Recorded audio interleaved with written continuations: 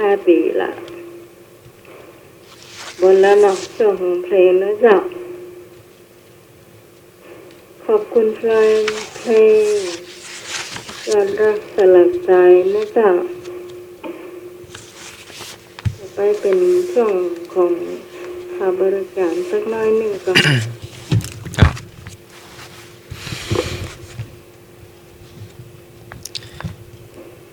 ช่วงเข้าบริการกำหนดสอบพามสนามหลวงประจำปี 2562 ด้วยเมกองทำสนามหลวงกำหนดสอบนักธรรมสอบพามสนามหลวงประจำปี 2562 เพื่อเข้าสอบวัดความรู้การศึกษาภาคปริยัติธรรมแผนก แผนกธรรมตามหลักสูตรของคณะสงฆ์โดยพร้อมกันทั่วราชอาณาจักรในวันเวลาดังนี้นักธรรมชั้นตรีสอบวันที่ 7 8 9 10 ตุลาคม 2562 นักธรรมชั้นโทชั้นเอกสอบวันที่ 13 14 15 16 พฤศจิกายน 2562 สอบพระมัศึกษาชั้นตรีโทเอกสอบวันที่ 29 พฤศจิกายน 2562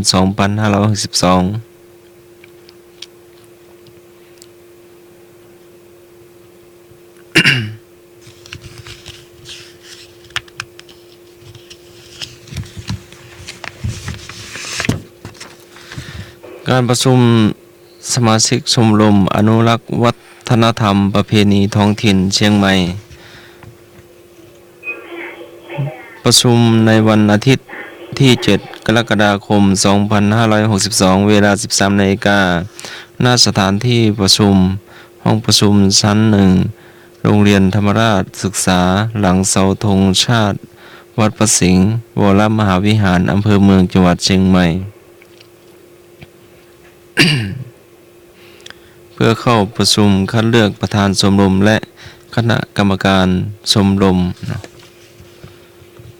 อนุรักษ์วัฒนธรรมประเพณีท้องถิ่นเชียงใหม่เนาะ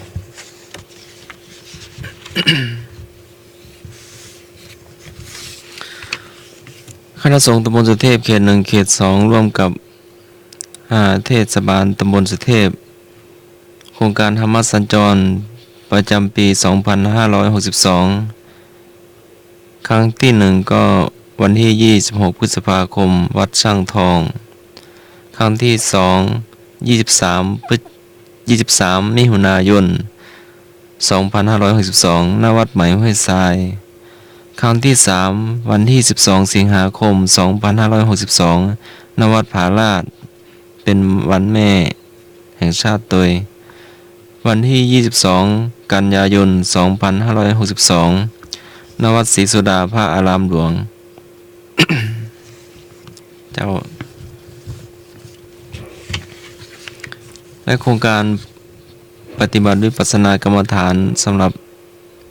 ประชาชนทั่วไปทุกวันอาทิตย์รุ่นที่ 41 ฝ่ายวิชาการและวิจัยสำนักวิชาการมจร.วิทยาเขตเชียงใหม่วัดสันดอก 0846091357 ก็ทุกวันอาทิตย์เนาะเวลา 12:30 นาทีก็พร้อมกันณวิหารหลวงวัดสันดอกเวลา 13 นาฬิกาไหว้พระรับศีลฟังแนวการปฏิบัติจากพระวิปัสสนาจารย์และแยกกลุ่มปฏิบัติเวลา 15:30 นาทีสอบอารมณ์รับการบ้านไหว้พระรับศีลลาพระก่อนกลับบ้านเวลาเสร็จพิธีก็ทุกวันอาทิตย์นะในเดือนนี้ก็วันที่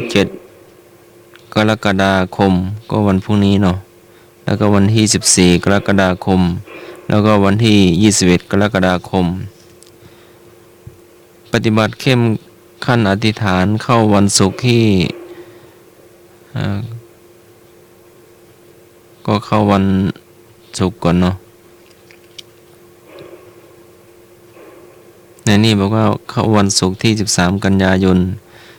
2562 เวลา 18 นาฬิกา แล้วก็ออกวันจันทร์ที่ 16 กันยายน 2562 เวลา 05:00 นาฬิกา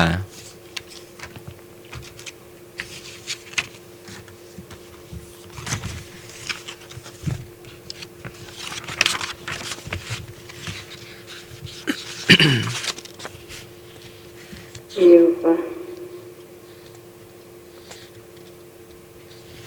เจ้ามีอยู่ โดยคณะสงฆ์จังหวัดเชียงใหม่กำหนดพิธีเจริญพระพุทธมนต์จิตตภาวนาและทำพิธีกรรมสามีกิจกรรม สุมาคารวะพระมหาเถรประเพณีวันเข้าพรรษา ประจำปี 2562 ณ วัดพระสิงห์วรมหาวิหาร อำเภอเมืองจังหวัดเชียงใหม่ในวันอาทิตย์ที่ 21 กรกฎาคม 2562 เวลา 13 นาฬิกาเป็นต้นไป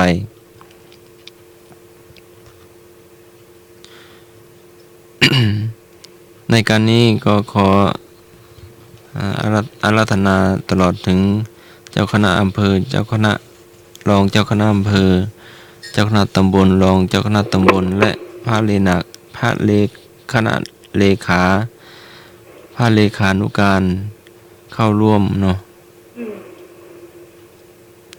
สมาคารวะอันประเพณีอันดีงาม สมาคารวะพระมหาเถระก็แป๊บเดียวก็เข้าพรรษาแล้วเนาะแล้วก็รถด่วนขบวนพิเศษกลุ่มหนุ่มสาวก็คงได้ติดต่อในหลวงอีกทีเนาะ บนเรื่อง เจ้าเท่าที่จำได้เนาะ สำหรับรถด่วนขบวนพิเศษเนี่ยจ้ะอันนี้น้ำหมายผมฝากเอาไว้ตัวหรือว่าคำว่าสัญจรคุณผู้ฟังที่อยากห่วมทำบุญกำเพรารายการธรรมะเคเชียนนะจ๊ะก็คือท่านไปเจอป้ายของวัดฝ่ายหินที่ไหนเอาซองไปฝากได้นะจ๊ะ3 บาท 50 บาท 100 บาทช่วยกันสนับสนุนเป็นค่าไฟฟ้านะจ๊ะในปีหน้านะจ๊ะวันที่ 16 มกราคม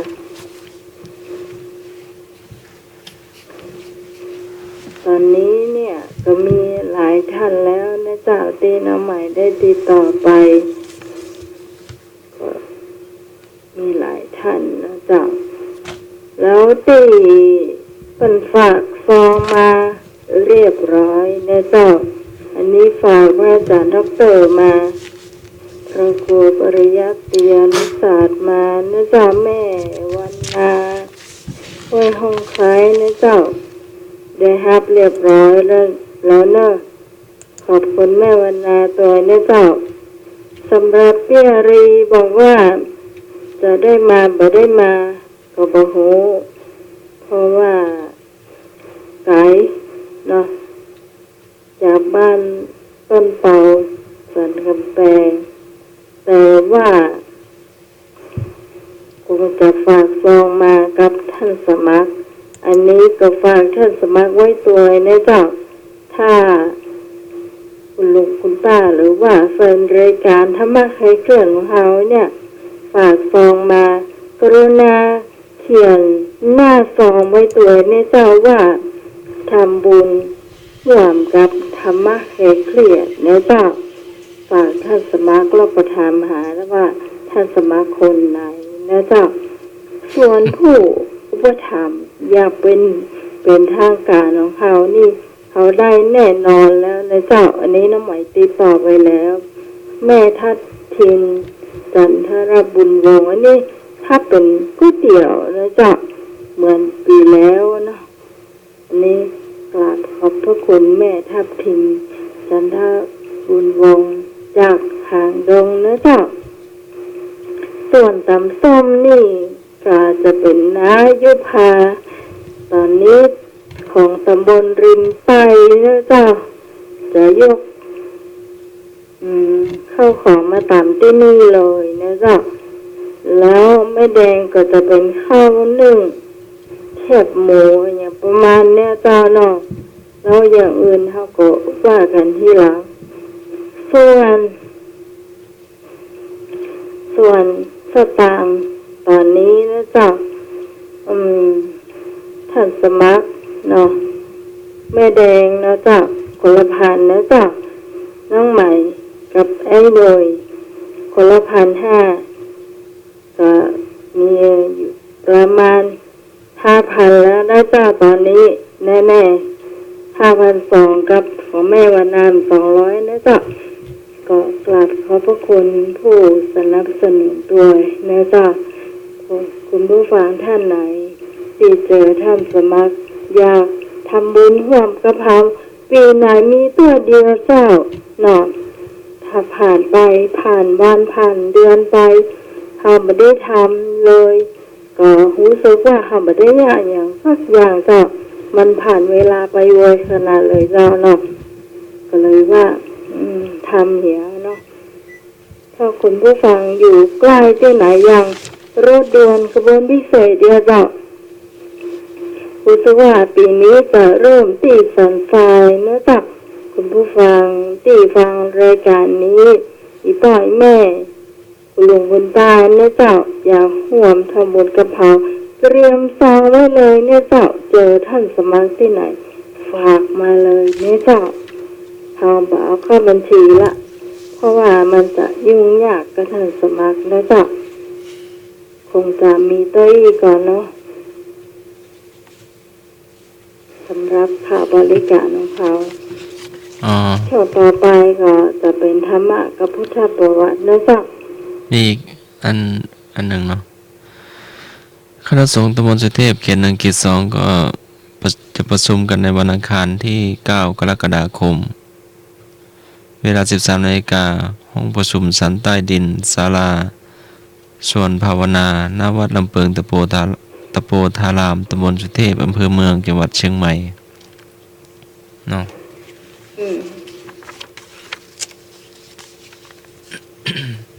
ต่อไปก็เป็นช่วงธรรมะเนาะพระพุทธประวัติต่อไปเป็นช่วงพุทธประวัติคำถามข้อที่1ถามว่าบุคคลในข้อใดที่คือพระบิดาและพระมารดาเจ้าชายสิทธัตถะก็พระเจ้าพิมพิสารพระนางเลลวดีข้อขอพระเจ้าอโศกมหาราชพระนางพิมพาข้อขอ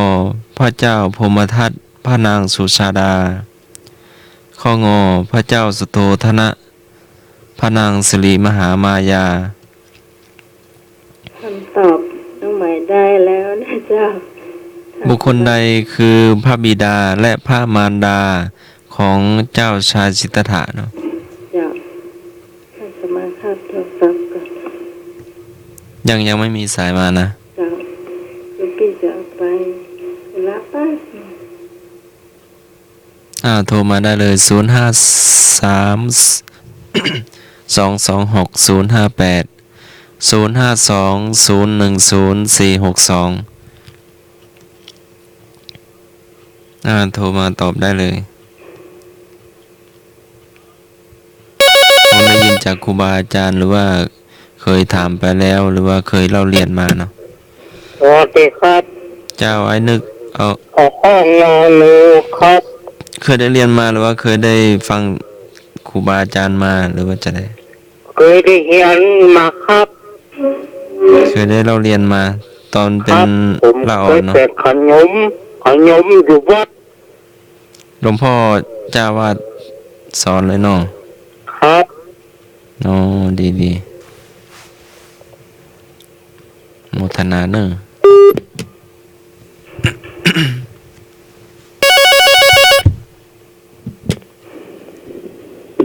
ฮัลโหลเจ้าแล้วก็งงเหมือนในขนาด เคยได้ยินมาเนาะแม่ เอก เนาะ นกหลวงเจ้าเคยได้ยินมา ได้เรียนตัวเนาะ เรียนมาได้เรียนนะได้อ่านนี่คุยสเปน ฮัลโหลฮัลโหล เจ้า จ ตัวนี้ก็เจ้า ำตัวนึกพระเจ้าสุโธทนะพระนางสิริมหามายาเนาะ เออ แม่กันก่อ ค่ะ แม่กันหามาแล้ว สวัสดีค่ะ เจ้า เจ้าดีละ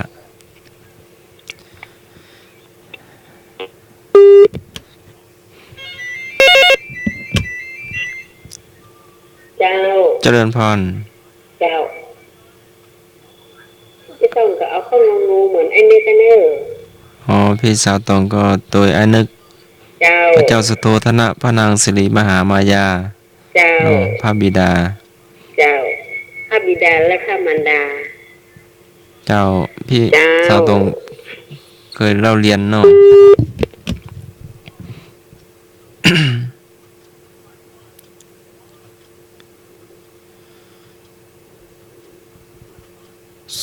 ช่วงคำถามพุทธประวัติ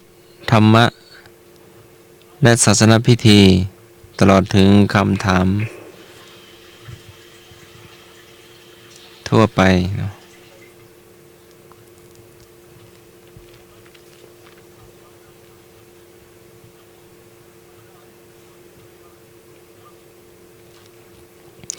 คงหมดแล้วเนาะ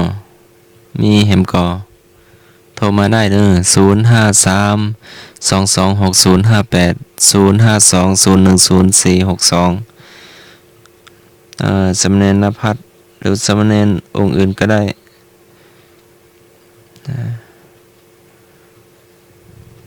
พระอาจารย์ก็ได้ ตุลุงก็ได้เนาะครูบาอาจารย์ก็ได้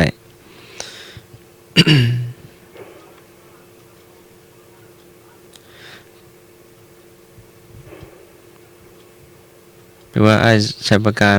ถ้าฟังอยู่ก็โทรมาก็ได้เนอะโทรมาถามก็ได้ โทรมาตอบก็ได้เนาะตอนนี้ก็ไปดูแลคุณพ่อแม่อยู่ ที่อำเภอชัยประการจะเฉลยแล้วเนอะบุคคลใดคือพระบิดาและพระมารดา เจ้าชายสิทธัตถะข้ององู พระบิดา คือพระเจ้าสุโธทนะพระมารดา ก็คือ พระนางสิริมหามายา คำถามพุทธประวัติข้อที่สองก่อนประสูติพระมารดา ของพระพุทธเจ้าสุบิน ว่ามีสิ่งใดเข้าสู่พระครรภ์ก่อนประสูติพระมารดา ของเจ้าชายสิทธัตถะทรงสุบิน ว่าสิ่งใดเข้าสู่พระครรภ์กหงส์ขาวบินเข้าพระครรภ์ขอช้างเผือกสู่ดอกบัวขาวเข้าพระครรภ์ข้อคอกวางทองเดินเข้าพระครรภ์งองูเหลือมเลื้อยเข้าพระครรภ์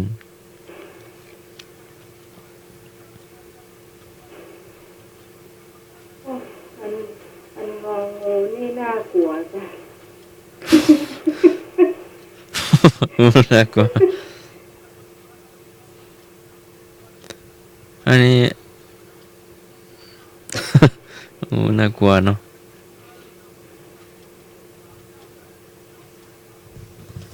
นี่แฮมกอ ต่อไปนี้เจ้า ฮัลโหล ไปยากมาแล้ว เอ้า ไปสองมาตัว โล เจ้า ช้างเผือกเจ้า ช่างเผือกเนาะแม่กันหาก่อ อา ค่ะ การปาตันนะเจ้า เจ้า เจ้า สวัสดีครับ ตายนึกเจ้า พ่อขอใครครับ ออกใครเนาะ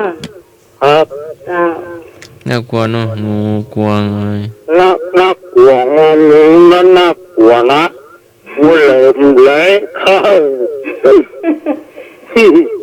โอ้จีเอ็นดูเนาะน่ากลัวแต่ว่าข้อนี้เนาะ อืม ก็หัวหน้าเอาไปตามปกติเนาะ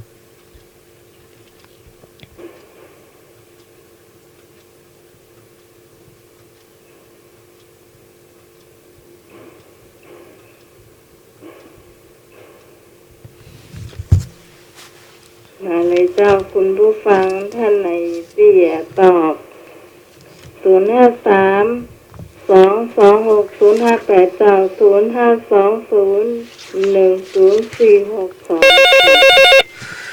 ตอบมาได้เลย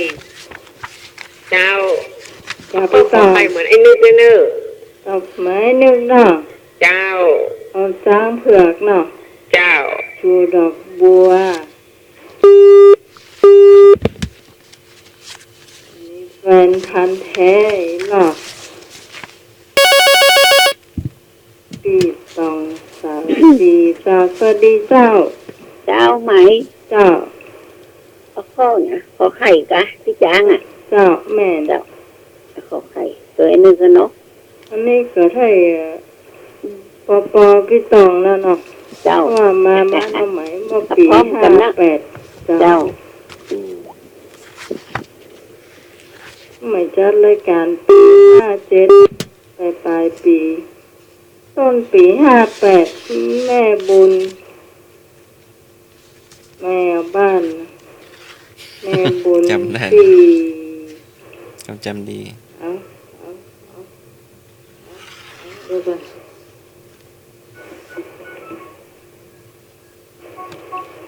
เดี๋ยวนะเจ้าไม่นวันอย่างนั้นบ่โทรเข้าอันพูดน่ะอย่างก็ที่ในอย่างก็ในสถานีอ่ะ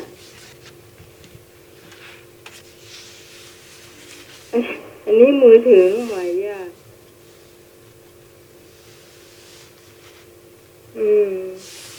มือถือจะมี2 เบอร์ แต่เห็นเบอร์หนึ่งก็ได้อยู่ แต่เบอร์นี้มาเข้าแล้วหมายใจฟังสมาร์ทโฟนเนาะจ้ะ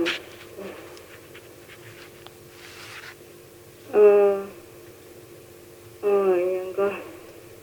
จ้ะเป็นถามว่านิมิตที่มันเป็นเขาว่าพาสบินอ่ะเนาะเป็นตอนที่พระนาสลิมหามายาเพิ่นจะมีบุตรอ่ะเป็นฝันว่าใดมีนิมิตว่าใดมีเจ้าท่านสมัครมีช้อยอย่างพ่อก็ท่านนอนมีฟังทางวิทยุกับเจ้า ไม่ให้ฟังชัดก่อนฟัง อ่ะ ฟังเนอร์อย่าทบทวน ท่า เน สมั อะ ครเหรอ อย่าทบทวนเนอร์ อ่ะก็ ก่อนประสูติพระมารดาของพระเจ้าพระพุทธเจ้า ทรงสุบินว่ามีสิ่งใดเข้าสู่พระครรภ์ก็หงส์ขาวบินเข้าพระครรภ์ขอพญาช้างเผือก ชูดอกบัวขาวเข้าพระครรภ์คอกวางทองเดินเข้าพระครรภ์งองูเหลือมเลื้อยเข้าพระครรภ์เนาะ คำตอบไม่นอนหูเลย ก่อนประสูติเนาะก่อนประสูติเจ้าชายสิทธัตถะพระมารดาคือพระนางสิริมหามายาเนาะพระองค์ท่านสุบินนิมิตว่าจะได้พ้อง ขอไข่เจ้าเนาะ เขาขายเนาะไม่นวลเนาะก็ ขอไข่เนาะไม่นวล ไม่น ข ว อ ล ขอไข่เนื้อเจ้า ไม่นวลขอไข่พญาช้างเผือกสู่ดอกบัว ดอกบัวขาวเข้าพระครรภ์ ดอ เนาะ กบัวจ้ะ เจ้าอ้าวเฉลยถูกต้อง ชัวร์ไปเลย พญาช้างเผือกชูดอกบัวขาวเข้าประคันเนอร์ต่อไปเป็นคำถามพามะพ่องเนาะ ข้อที่ถูกต้องก็คือขอไข่นะเจ้าข้อตะกี้ เจ้า จ้ะ คำถามธรรมศึกษาชั้นตรี ข้อหนึ่งถามว่า การประกอบอาชีพตามแนวเศรษฐกิจพอเพียง มีความสอดคล้องกับกัลยาณธรรมใด การประกอบอาชีพตามแนวเศรษฐกิจพอเพียงพ่อหลวงรอเก้าเนาะ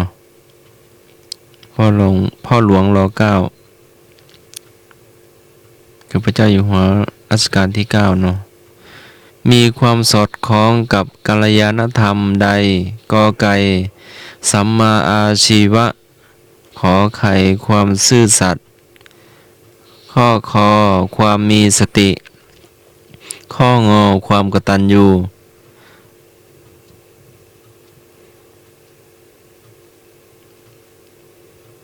มันก็บอกอยู่แล้วเนาะถ้าสังเกตดีๆนะ การประกอบอาชีพตามแนวเศรษฐกิจพอเพียง มีความสอดคล้องกับกัลยาณธรรมใด ก็เป็นมิตรกันนะเนาะ จ้ะ กัลยาณมิตรกัลยาณธรรม คนแล้วไม่ก็ถามเรื่องเบญจศีลเบญจธรรมเนาะอันนี้มันชัวร์อยู่แล้วเนาะออกมาเนี่ย สังเกตปุ๊บเนี่ยคุณผู้ฟังสังเกตคำถามว่ามันจะมาสอดคล้องกับข้อนี้จ้ะ สัมมาอาชีวะข้อหนึ่งเนาะ จ้ะ สัมมาอาชีวะข้อหนึ่ง สวัสดีเจ้า สวัสดีครับ เจ้า ผมขอเต้าคนงองูครับ อ๋องูอ๋องู ครับ นี่อย่าง งองูความกตัญญู กระตา ทาง อยู่ กับตันยูนะครับผู้วอเนอร์ เจ้า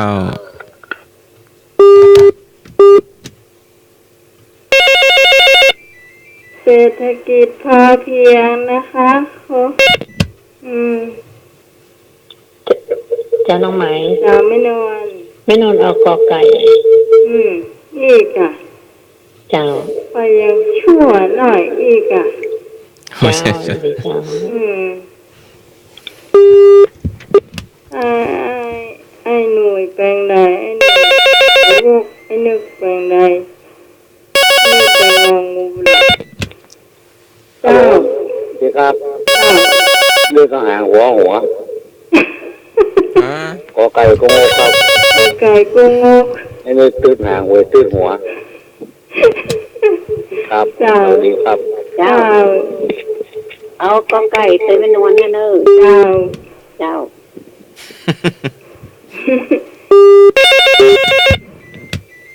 เจ้า เจ้า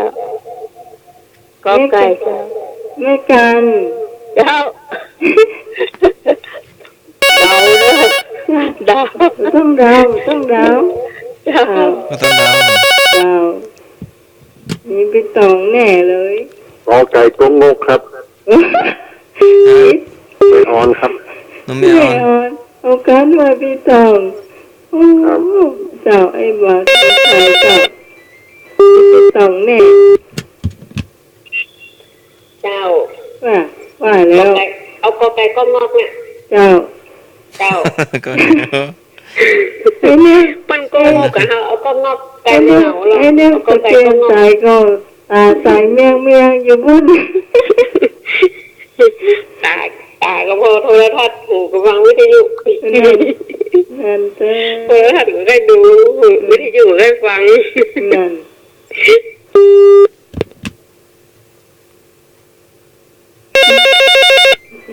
เจ้า เจ้า ครับนมัสการท่านสมัครครับมีสวัสดีน้องใหม่นะครับ เจ้า ไอ้บ่าวดอกแดง ให้ เจ้า บ่าวดอกแดงมาแล้ ขอ ว ไก่นะครับ เอาไก่เนาะ ข พ่อบ้านให้เป็นบ้านเศรษฐกิจพอเพียง อ้าว เรียนรู้ด้วยครับ เจ้า ไอ้บ่าวดอกแดง ครับขอบคุณครับ เจ้าเจ้าสวัสดีเจ้า สวัสดีครับ โอ้ เปี้ยงก็เปี้ยง ก็ อยู่คนเดิมก็อยู่คนเดิมก็ อยู่คนเดียวมันเงียบเหงา ให้ลุยติ๊กก็หัวผมติ๊กทหารอันนี้ติ๊กมาติ๊กก็หัวละ มันก็อันต้อยหน่วยเนาะปล่อยสังหารมันก็ต้อยหน่วยแล้วเจ้าเอาละเจ้าข้อนี้เฉลยเจ้า เฉลยการประกอบอาชีพตามแนวเศรษฐกิจพอเพียงมีความสอดคล้องกับกัลยาณธรรมใด ข้อที่ถูกที่สุดคือสัมมาอาชีวะการประกอบอาชีพโดยสุจริตเนาะ เจ้า ไม่เบียดเบียนตนเองและผู้อื่นเนาะ เจ้า อาชีพในอยู่ในศีลในธรรม ข้อต่อไป ข้อต่อไปกัน อืม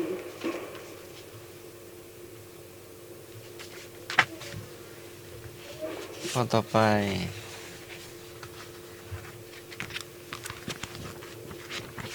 ก็เป็นหนึ่งเนาะเป็นวิชา ธรรมะเหมือนกันนะธรรมะกำลังได้ข้อเดียว นี่เป็นทัศนพิธีหรือว่าเราเอามาอีกข้อ ธรรมะ เอามาอีกข้อกัน อืม จะเอาธรรมะอีกข้อเนาะโครงการฝนหลวงในพระราชดำริเพื่อช่วยบรรเทาความแห้งแล้งสอดคล้องกับกัลยาณธรรมใด ก็ความเที่ยงธรรมขอความกตัญญูข้อความสวามิภักดิ์งอความมีกรุณา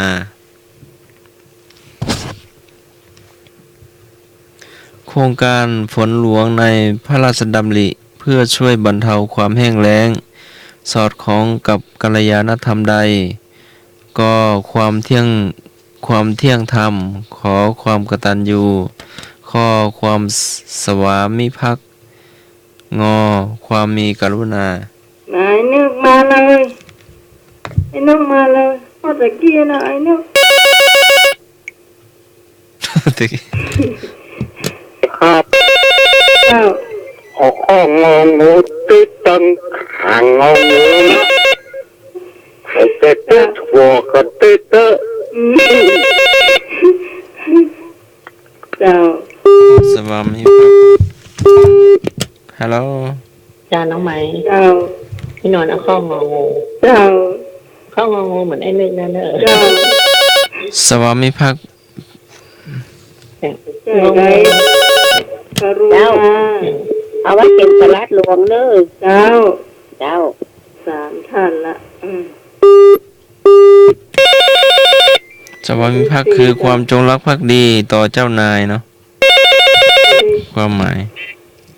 การยอมตนหรือมอบตนอยู่ใต้อำนาจ จ้า ข้ององูนี่ไม่ใช่เรื่อง อยู่ใต้อำนาจจงรักภักดีเจ้านาย เจ้าพี่ตอง เจ้าเอาข้องงูเหมือนเปิ้ลน่ะจ้ะ เจ้า เจ้า เจ้าที่ห้าเจ้า ฮัลโหล เจ้า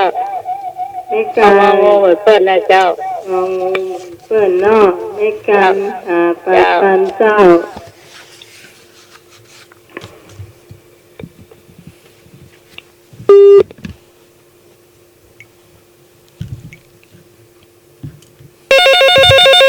แต่ที่หกเจ้า ฮัลโหล ครับต่อข้องงูนะครับ ไอ้บ่าวดอกแดงเนี่ยเจ้า ครับขอบคุณครับ เจ้าไอ้บ่าวธงชัยไอ้หน ดยเจ้าข้ามสองท่าน สองหนุ่มสองมุมอาศัย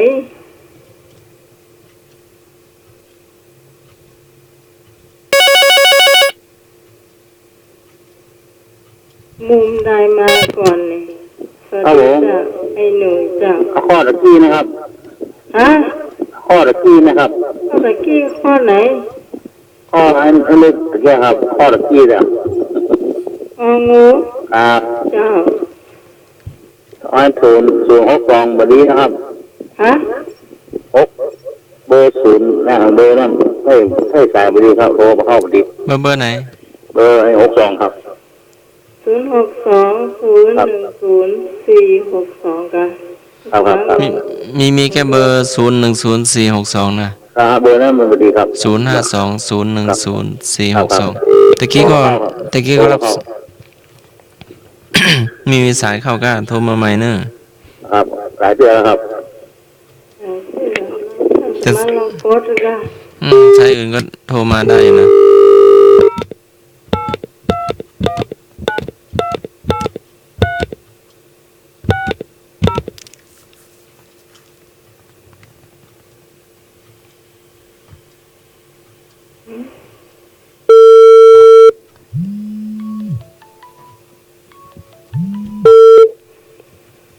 ฮัลโหลฮัลโหลได้ยินก็อัสสลาม ได้เหรอ ฮัลโหลท่านสมัครตอบด้วย ก็ดังอยู่นะเดี๋ยวท่านสมัครลองโทรไป สถานีกูเนาะ ถ้ามันดังก็คือดี เจ้าเดี๋ยวลองกันเนาะแป๊บหนึง ก็ย้อนนะคะย้อนโทรศัพท์เลยจ้ะย้อก ำลั น ง ที่หมายเลขโทรศัพท์ หมายเลขที่ท่านได้รับ ฮัลโหล ฮัลโหลเจริญพร ได้ยินไหมนะนายสมัย ได้ยิน เจ้าได้ยินชัดเจนเจ้า ชัดเจนเจ้าเจริญพร ดังๆนะอ้าย ไอ้หนุ่ยไปว่าสิ่งใดไม่ได้ยิน อันนี้กดเลขผิดง่า ลองโทรมาใหม่เนอะ ไอ้หนุ่ยลองโทรเหรอ โทรดอนี่เหรอ ฮัลโหล ฮัลโหล ดีกะแบบ เนี่ย พี่ส่งโทรเบอร์นี้ตลอดเลย เพราะตอนไอ้หนุ่ยโทรมา โทรเบอร์052นี่ตลอดเลย เพราะไอ้หนุ่ยโทรมาตอนสายไม่ว่างหรอ ไอ้หนุ่ยต้องโทรตอนสายบ่ว่างแน่นอน เจ้า พี่ส่งใจเบอร์นี้ตลอดเลย ก็ เข้าสายนั่นจ้ะ มีสายเข้าตลอด เสี เหร ย อ งมันใส่นะ มีเสียงเข้าตลอดเหรอ เสียงจะ ใจสายใจเบอร์นี้ตลอดเลย จ้ะ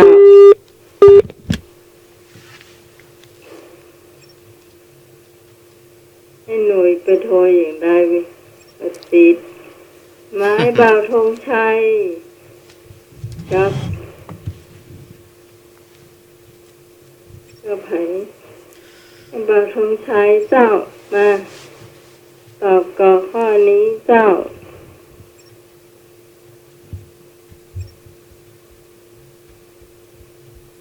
ถ้าตอบให้ได้เฉลยเนอะ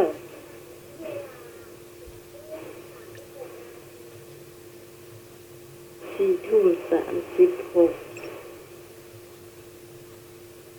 เฉลยเนาะ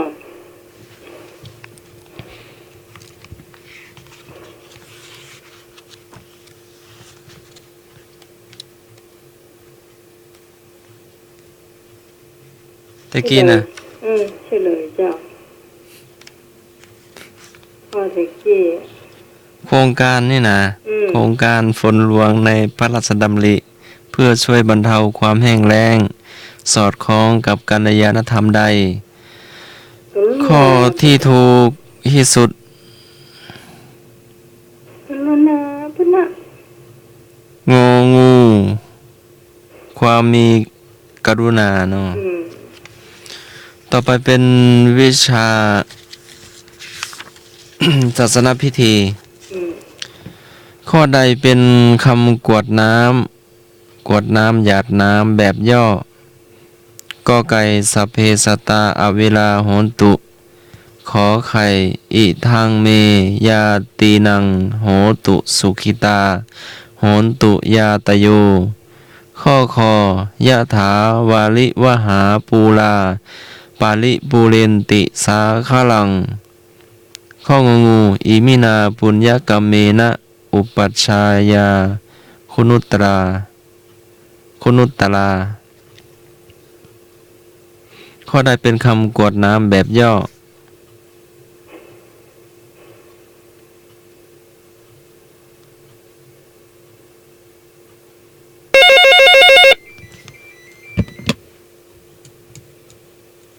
เจ้า ชาน้องไหม เจ้า จะอันนี้ไม่นวลดาวนะจ๊ะบ่มั่นใจ ข้อขอไข่นะจ๊ะ ขอไข่ ก็หรือว่าขอไข่แม่ ขอไข่ ขอไข่แม่กันหากะ ไม่น แม่ วล นวล อ๋อแม่นวล จ้ะ ข้อขอไข่อีทางเมยาตินังโหตุ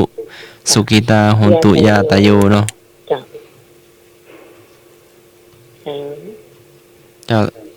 แต่ทุกข้อก็ถูกนะ แต่ว่าข้อนี้มันจะ ทุกข้อก็ แบบย่อแล้วนะ แพ้เมตตา แบบบนนัก ก็ไก่ยังแพ้เมตตาเนาะ เจ้า จ้ะ เจ้าเมนวลเอ้าหันไหนจะตัวเมนวลหรือว่าจะตอบข้อไหนก็ได้ แบบย่อนะ ผม เจ้า ออกไปครับผมครับ ขอควาย ครับ ควายนี่อ่ะ ข้อคอกะข้อคอนี่ยะถาวาลิวหาปูลาปะลิปุเรนติสาคลังเนาะที่ตัวเจ้าจะให้พรตอนหยาดน้ำเนาะเอาสายที่สอง สายที่สาม กะแม่หยา ฮัลโหล เจ้า แล้วคอควายเนอะ พี่ ข้อคอ ก็ควายเจ้า จากแม่หยัง ไม่น้อยเจ้า โอ้ไม่หน่อยวัวลาย แม่หน่อย เจ้า ไม่หน่อยไม่หน่อยวัวลาย แม่หน่อยวัวลาย เจ้าไม่เจ้า โอ้มาแล้ว ขอ เนาะ ควาย แม่หน่อย จะให้หนุ่ย เจ้า โอ้ดีละ เอาละจ้ายบ่าวดอกแดงตอบเลย โหล เจ้า ออกไปกุ้งมุกครับ ขอไก่กุ้งมุก ครับ เจ้าไอ้บ่าวธงชัย ไอ้ เจ้า บ่าวพงชัยโอ้ไอ้บ่าวพงชัยไม่อ่อนเนาะ เจ้าเจ้าสวัสดีเจ้าเจ้าไอ้เนื้อ ผมเอาจะหาไปนะครับ ฮะ จะหาไปนะครับครับ ขอควาย ครับออกไปนะครับ เจ้าขอควายมีสามละ เจ้า ไข่มีหนึ่งขอไข่มีหนึ่งสวัสดีเจ้า ไม่กันเนอะ ไม่กั เอา น แยกขาหมูจะเอาอันไหน เจ้าถา เออคอควาย ขอควายเนาะ เจ้า เอา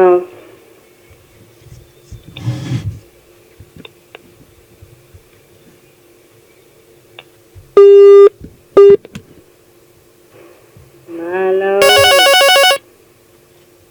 มีแถมเจ้า เจ้า เจ้าไม่นึกแม่บุญ เอาแยกขาเนอะ แค่ถามเหมือนกัน เจ้า ช่วยกันมาเป็นแลบเป็นจันมาเลยเจ้า ฮัลโหลครับตอบข้อขอไข่ครับ ขอไข่ ครั อี บ กมินาบุญยกรรมนะครับ เจ้าไอ้บ่าวดอกแดง ครับขอบคุณครับ เจ้า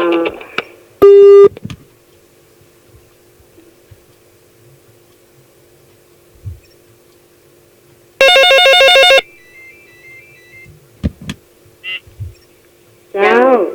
เจ้า ต้องเอาคอควายเนอะเอาแยกขา แก้ถา เจ้า ปิดตองเจ้า เจ้า พ่อนี่ขอไข่ช่วยกันยาวเหมือนเนอะไอ้หนุ่ยมาไอ้นุกมาอย่างนี้ หนึ่งมาแล้วกันเนาะข้างไผ่ไม่ได้ตอบงูนี่อย่างไปตอบสักคนอะอย่างฮะ ข้อไหนนะ งูอ่ะ งองูอิมินาปุญญกามีนะอุปชายาคุนุตตะลา นี่ ที่ก็อันขอไข่ก็เป็น ก็ไข่อีทางเมยาตินังโหตุสุขิตาโหนตุยาตโย อีทางเม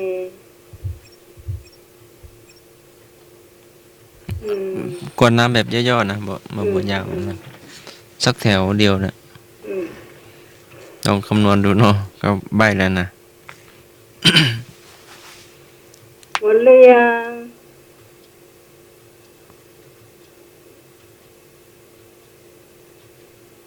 วันเลียงเจ้าถ้าหมดทำไมจะตอบแล้วนะสัพเพสัตตา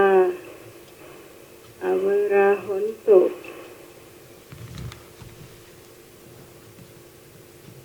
สัพเพสัตตาสัตว์ทั้งหลายที่เป็นเพื่อนทุกข์เกิดแก่เจ็บตายด้วยกันทั้งหมดทั้งสิ้นยากคุณผู้ฟังอเวราหนตุจงวิสุ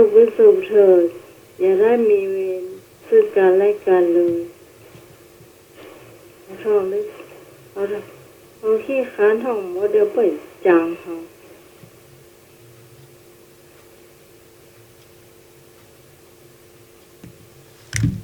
แต่ถ้าเป็นสวดอย่างอื่นเนี่ยเจ้าน้ำหมายจะใจอิมินาบุญญกรรมเมนะด้วยเดชะบุญแห่งข้าพเจ้าได้สวดธรรมจักรกับวัตนสูตรราคาถาชินบัญชรราคาถายอดพระกตายปิฎกนี่นะเราจะว่าไปเรื่อยๆเราจะอุทิศส่วนบุญส่วนกุศลเหล่านี้ให้กับบิดามารดา16 ชั้นฟ้า15 ชั้นดินผู้มีพระคุณเนี่ยอันนี้ว่าอย่างเฉลยเจ้า เฉลย ข้อใดเป็นคำกวดน้ำแบบย่อ ข้อขอไข่อิทางเมยาตินังโหตุสุขิตาโหตุยาตโย แถวเดียวเนาะสัพเพสัตตาก็3 แถว 4 แถวเนาะยะถาก็4-5 แถวอิมินาปุญญกามีนะก็เยอะนะ ยาว2 นาที ต่อไปเป็นคำถามทั่วไปพ่องเนาะ เดี๋ยวดูเวลา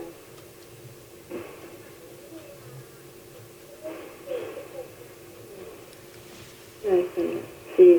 46 นาทีได้เห็นสัก1 คำถามนะ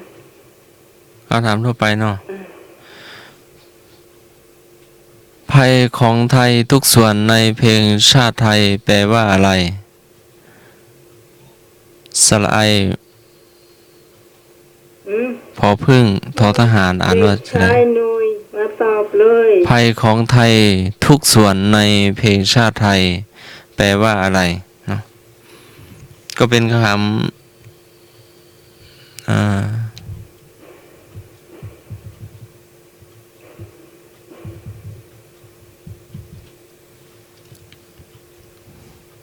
ตอบมาได้เลย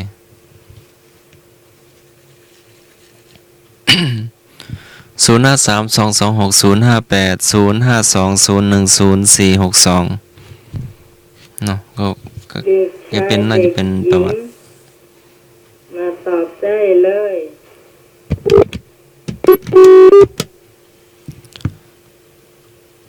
เป็นประวัติศาสตร์ก็ว่าได้เนาะจะแปลว่าอย่างดีเนาะเจ้า สวัสดีครับ ไอ้นึก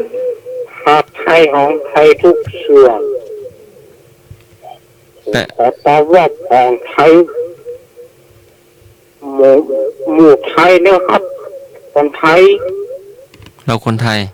ผัดไทยของไทยทุกส่วนคือดำรงคงขอตอบว่าของไทยนะครับ ของไทยทุกส่วนเนาะ ครับ เจ้าอายนึก ไอ้ท่าน จับฟิก ท่านสมัคร ฮะ ถามว่าใหญ่ก็ มีสระไอไม้มาลาย อืม กับพอพึ่งทอทหารอ่านว่าจะได้พระไทยกะ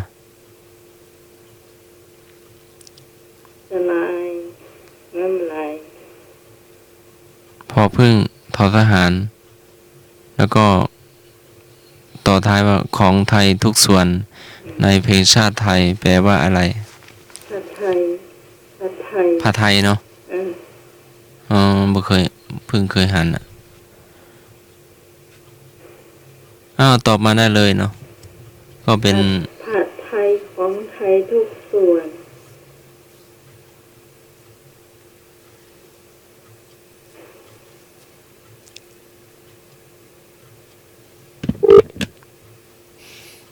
ความเข้าใจของคุณผู้ฟังนะเจ้า 15อ้าวคงไม่เคยได้ยินมั่งเนาะ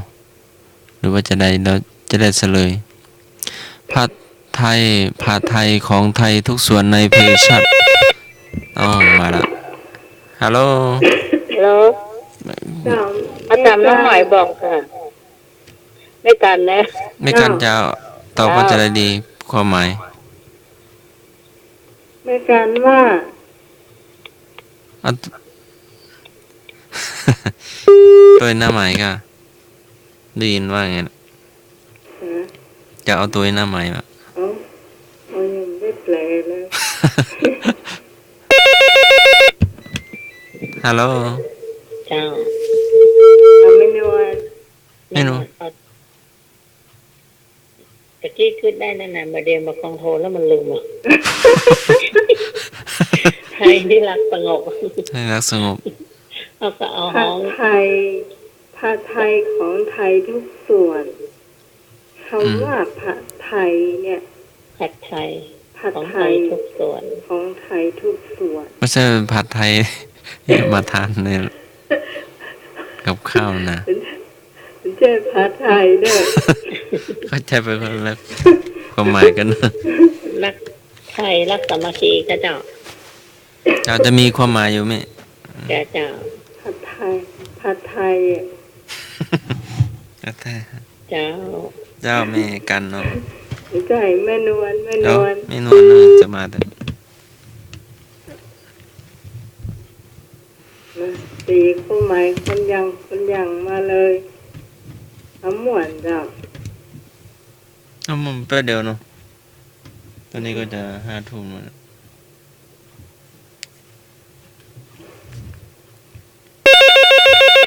นาแดนเพลงสาย ครับผม เก้า คือประเทศไทย ประเทศไทย ตอบว่าประเทศไทยเนาะ ครับผม เจ้าไอ้หนุ่ย ครับ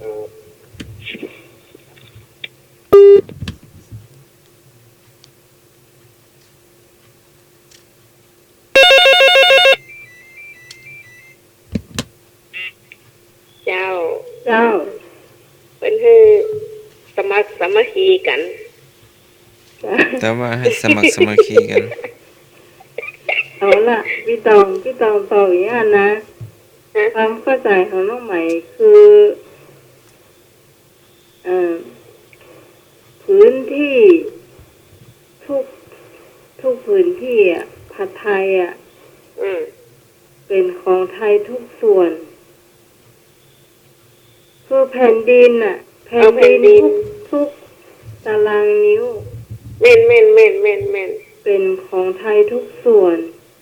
ไม่ได้เป็นทาสไทย เจ้า มาบัดเม่นแล้วบัดได้เป็นของใคร เจ้า เจ้า อันนี้มาหูเหมือนกันนะ ดี๋ยวก็ดูที่ท่านสมัครความเข้าใจของไผ่มันนะเจ้า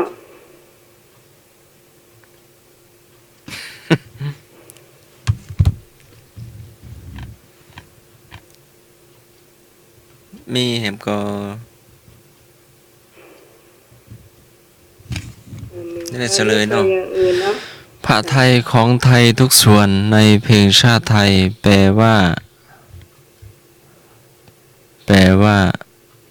แผ่นดินทุกส่วนเป็นของคนไทย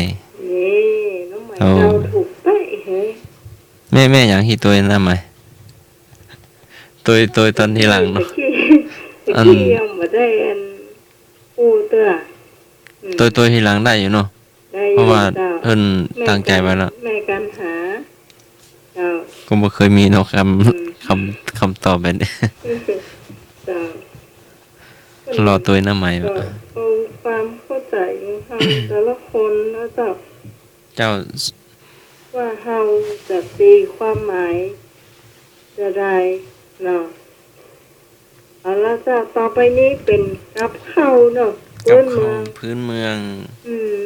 ให้บุญจะทำ แม่บุญ ไปยัง จากย่าอยากกินจากกับข้าวแล้วจะเป็นเหล้าเจี้ยแล้วก็จะต่อด้วยอย่างอ้อกับอะไรเอ่ยอย่างอ้อกับอะไรเอ่ยเรียงเดียวกันนั่นกันเนาะสวัสดีเจ้า เจ้า เจ้า อันนี้เขาจะแกงก็จะกันเลยโอ้คือมื่น เจ้า ไอ้คือมื่นใส่ป่าเนาะ เจ้า เจ้าตามดีสม ลำแม่ เจ้าไม่กินแล้วอย่า เจ้าเจ้า โอ้นี่จะอาหารสองอย่างลำข้อมันลำพอกันเลยอะ เดี๋ยวได้กินข้าวนักเนาะ คาบ ไป เดียว กินข้าวล คาบเดียวหลอกแม่นางเริ่มได้กินสักค ำอิ่มมาละหมดเรื่อง ำ อิ่ม ลืมบ่หมดเจ้ามัน แต่ อิ่ มาหิ ม ว มันอิ่มไปหา กินนักแล้วอิ่ม อันเจ้าที่ว่าแกงเขือหมื่นเนาะ อ่า แม่แรงซ้ำแกมบอกว่าแก้วใส่ปาชีใส่ใบ โอ้ ส้มก็ จะเหมาะเอาจ้ะหมกขนาด เจ้า อืม น้ำหอมบะทุกเจ้า หอมใบกมก็ แม่น กะทิก็หอมเนี่ยนะ เจ้า เจ้า มีตาแม่เขาสอนบุญปุ่นเอามาฮื้อเนาะ เจ้า ก็แก้ว อืมแก้วน้อยกะแก้วใหญ่ ก็ให้แก่นใหญ่อยู่ จ้ะแก้วใหญ่ก็แกงรักเหมือนกัน เจ้า แก้วน้อยมันไม่ค่อยมีแล้วเร็ว เจ้า เจ้าเอาแกงมาเขือมื่นก็เนาะ เจ้า แกงเส้นปลาอย่างก็ได้เนาะได้แต่มา เดือปลาอย่างวะ เส้นปลาลิมเนาะ เจ้า ปลาลิมลำกันเนาะ อืม กบเป็นแว่นเป็นแว่น พ่อไปจี มาซี่ก็กบเอา ไม่ใช่จีก็ ฮะ จีปลาก็ มาจี้แกงส้มปลาสดนั่นน่ะ เจ้า เจ้าเอาคั่วน้ำมันหน่อยเจ้าคั่วมันหอมเนี่ยมันต้องใส่น้ำมันนักนะ เจ้า เจ้า อันนี้ก็เตรียมมานะก่อนเขือมื่นก็เนาะ อืม เอาแกนก็แกนอ่อนๆเนาะ โอ้มันจึงมันบะหมี่อ่ะต้องหมายกินมันเหลือสักอันหมดสมื่น อืม กระเจี๊ยบนะเจ้าคุณผู้ฟังคนไทยนะ กระเจี๊ยบอ่อนเจ้าถ้าสมารู้จักอยู่กะ ฮะ รู้จักกับกระเจี๊ยบอ่ะ กระเจี๊ยบที่ดอกแดงๆนะ เจ้า เอามาทำน้ำกระเจี๊ยบปานะกะ เอาฟักมันมาแกงอ่ะฟักอ่อนอ่ะ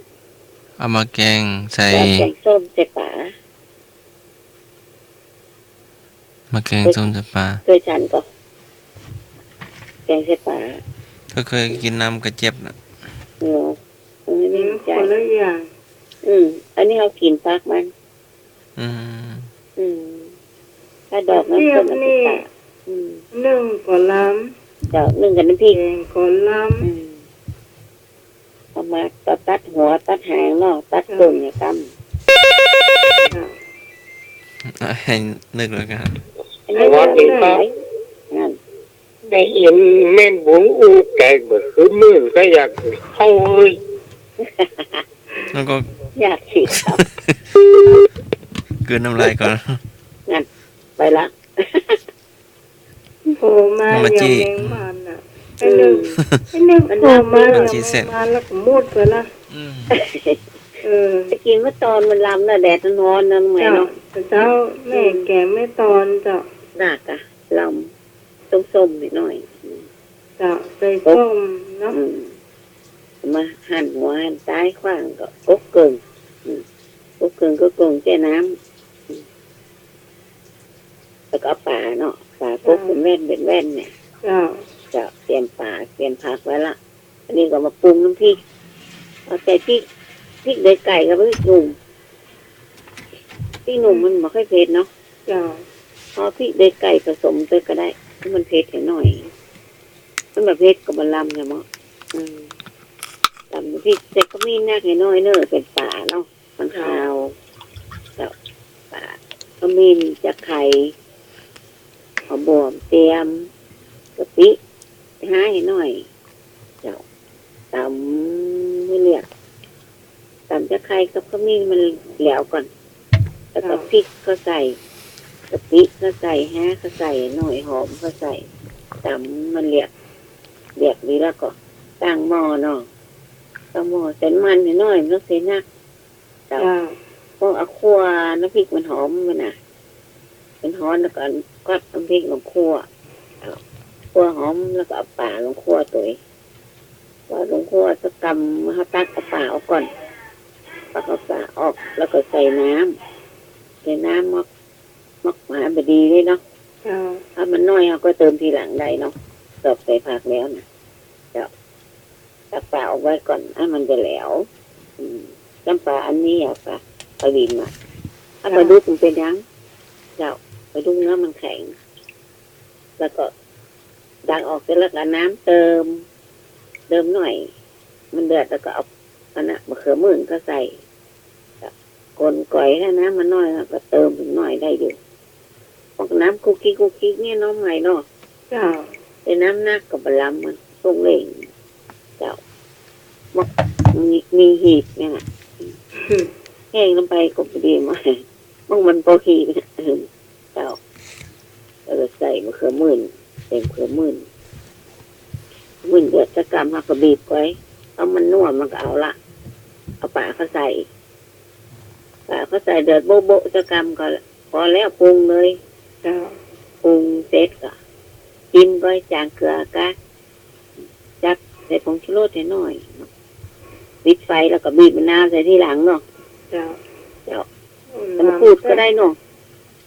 บะขูด ก็ เจ้า ลำเหมือนกัน เจ้าแม่เนาะใส่บะขูดเนาะ มะกรูดมันก็หอมดีเจ้าใส่มะกรูดใส่กินก็ส้มๆหน่อยโอ้เหมาะเท่านึงจำ เจ้าแข็งแล้วล่ะเรียบร้อยตักกินได้ละ ย้อนมาหีบเอาใส่น้ำก่อน โอ้ไปใช่ได้กินได้เอาแกงแกงมันต้องมีน้ำตา แล้วแกงจนสุกหรือว่าแกงจนพอดี ซุปไปซุปลงไปกับมันเปื่อย ฮัลโหล เจ้า เจ้า ก็อยากเลย ส้มๆหน่อย แก่เลยเจ้าลำแต่ลำว่าหมดเลยพี่ต่อมา เจ้าเนี่ย แม่ ค เป็น น ตา เท่า สน ค ใจ น หน่ เท่าส อย มัยตะกอนนะแม่พี่ซองนะแกงมันแกงใส่กุ้งน้อยปลาน้อยอ่ะ แม่นอันนั้นก็ได้เจ้า กุ้งอันปูกันเบาก็ใส่กินปูอย่ากินนิ้วอย่า ปูตัวน้อยพ่อง แม่ ลำเนาะ ก็ใส่ใบหูละพาเข้าไปตัวอย่างมันหอมอ่ะ โอ้ราคา เอาใบหูละพาเข้าใส่ตัวเห็นหน่อย มันหอม มันหอม เจ้า ซอยพักบ้อมใบหอมก็พอกอย่างโอ๊ตเอาอีกสักอย่าง อาทิตย์หลังแรกก็ ใส่ เอา โกโก้กับพริกตัวอย่างแม่เอ้ย มากเผ็ดหนูอันนี้มันมากเผ็ด ก็มักเพชรอ่ะแม่หูก่อข้าเจ้าอ่ะ เจ้าปิลิสีดวงมาเดียวนี้ นั่นน่ะกินเพชรนัก เลือดสุมาเตอเลือดออกโกนมาเดียวนี้ แล้วหายละ มาหายแต่คนเดียวอ่ะ เจ้ายา สุ กิ มาน เนี่ย สุมาเตอแต่ว่ามันซื้อนี่ว่าถ้ามัน เจ็บ มัน เนาะ ออกมันนักขนาดเลย น่ะก็ มัน มี เรียนนี่มัน ยา ได้กินเลยพี่กะ ก็มียากินเนาะ มี เจ้ายาสอดก็มี ยาบเดยวนี่ซื้อยาไอ้ลิสีดวงอ่ะเป็นแผง150 25 เม็ดนะกินนั่นน่ะวันเดียวเนี่ย ต้องได้ใส่ผ้าอนามัยไว้เนาะ ไม่เห็นแล้วหรอ นั่นเนาะแม่ต้องใส่ อุ้ยข้าเจ้า เซ็กเลยอ่ะก็เป็น เจ้าเขานี่ โอ้ เป็นกรรมพันธุ์ โอ้ ตั้งแต่อุ้ยมาแล้วเนี่ยก็แม่หมดเลยน้องสาวก็เป็นไม่เห็นข้าเจ้าเจอเต็มเป่า เอ้ย น้องเคยได้ยินนะพี่ตอง ฮะ ที่เขาเป็นแบบนี้นะส่วนใหญ่ก็จะมาจากกรรมพันธุ์ โอ้โหคนปลูก ไม่ กร แล้ว ร หร ม อ พันธุ์เจ้า เจ้า ไม่แล้วหรอ ยังต้องน้องเขาเนี่ยไม่ใช่เป็น อืม ก็เป็นสักคนอะถ้าพี่น้องมีให้เป็นสักคนเจ้า อันนี้นี่หมูไหวเลยกินเนี่ยน้ำให้เย็ดเจือนะพ่อก็เป็นแม่ก็เป็นแม่เป็นอ่ะทำไมแต่ก่อนเนี่ยเปิ้นไปเอาเปิ้นไปผ่าออกอะ แม่ ไปผ่าเปิ้นก็หาย อืม เดี๋ยวนี้ปิดบ้านเก่ากันหมดแล้ว เดี๋ยวพี่ต้อง พ่อแม่มันมีสักคนแล้วเดี๋ยวนี้ ย่างเพชรได้ละมันเดี๋ยวนี้เพชรนี่กินมาได้เลย แม่น แตะมาได้เล แม่ ย วันนั้นน้องโทรหาพี่ตองนะมีคนเอิ้นพี่ตองว่าพี่มันให้โทรมา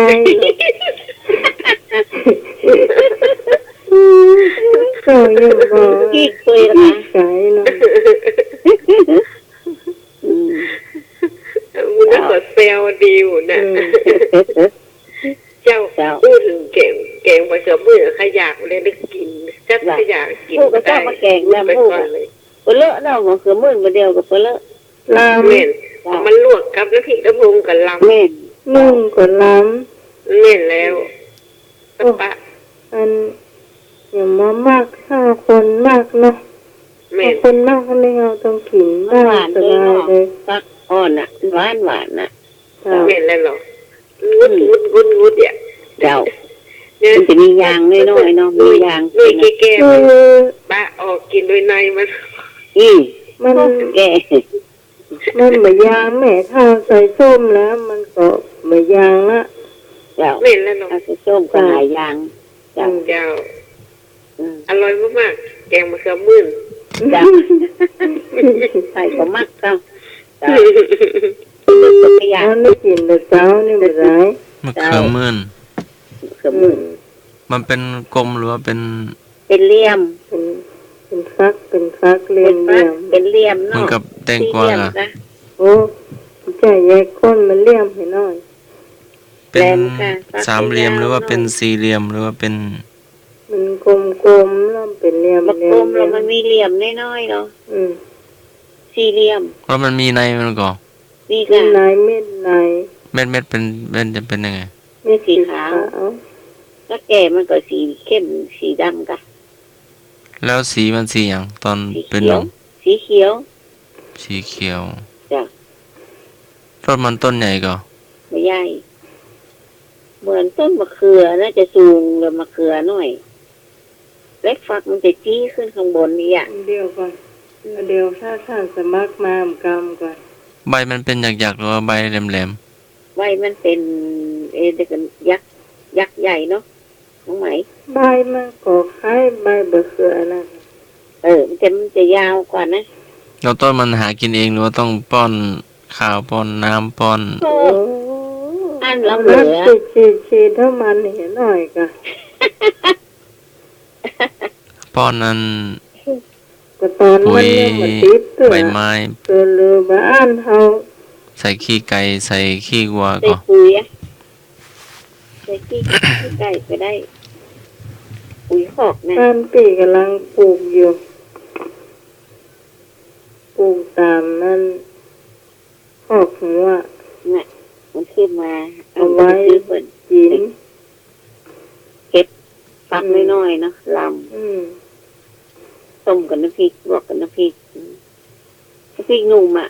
ลำนี่ค่ะเจ้าจบละแข็ง จบแล้วเจ้า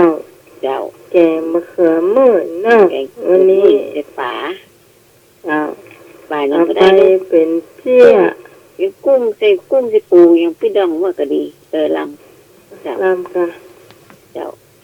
แล้วก็มาคั่วพริกนะสมัยก่อนน่ะ อืม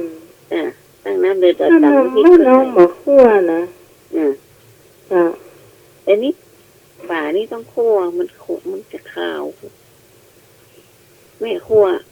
ป่านี่นะคั่วน้อยเดียวแต่น้ำมันมาหอมเนี่ยไม่ใช่เส้นนักแต่เกลือจอด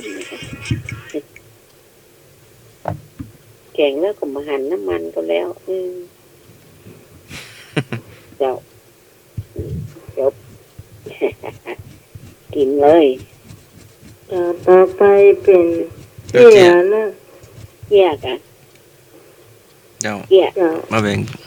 เพี้ยนี่นึกถึงอันไอ้ดงบาดาลเนาะ เนาะ อืม คนเล่า ก็แนว ดีนะอืม โทรมาได้เลยเนอะเนาะ เขียนหนังสือรับลำหู ไผ จะได้หมายก็สนทนากันอยู่ เจ้า ว่าใดเจ้า แต่ อ่ะ ว่าละ อ๋อ แต่ว่า สี่โทรมาอู้กันเขาเนาะ อืม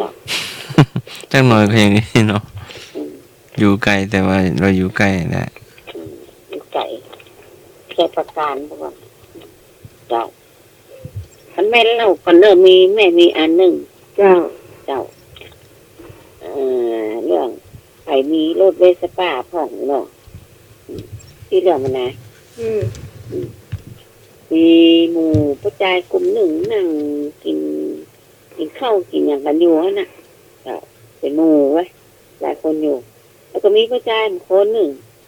ขี่รถเวสป้ารถใหม่เนาะขี่แวดไป เดี๋ยวก็เอิญเปิ้นว่าเอิญที่เปิ้นนั่งหั่นนะ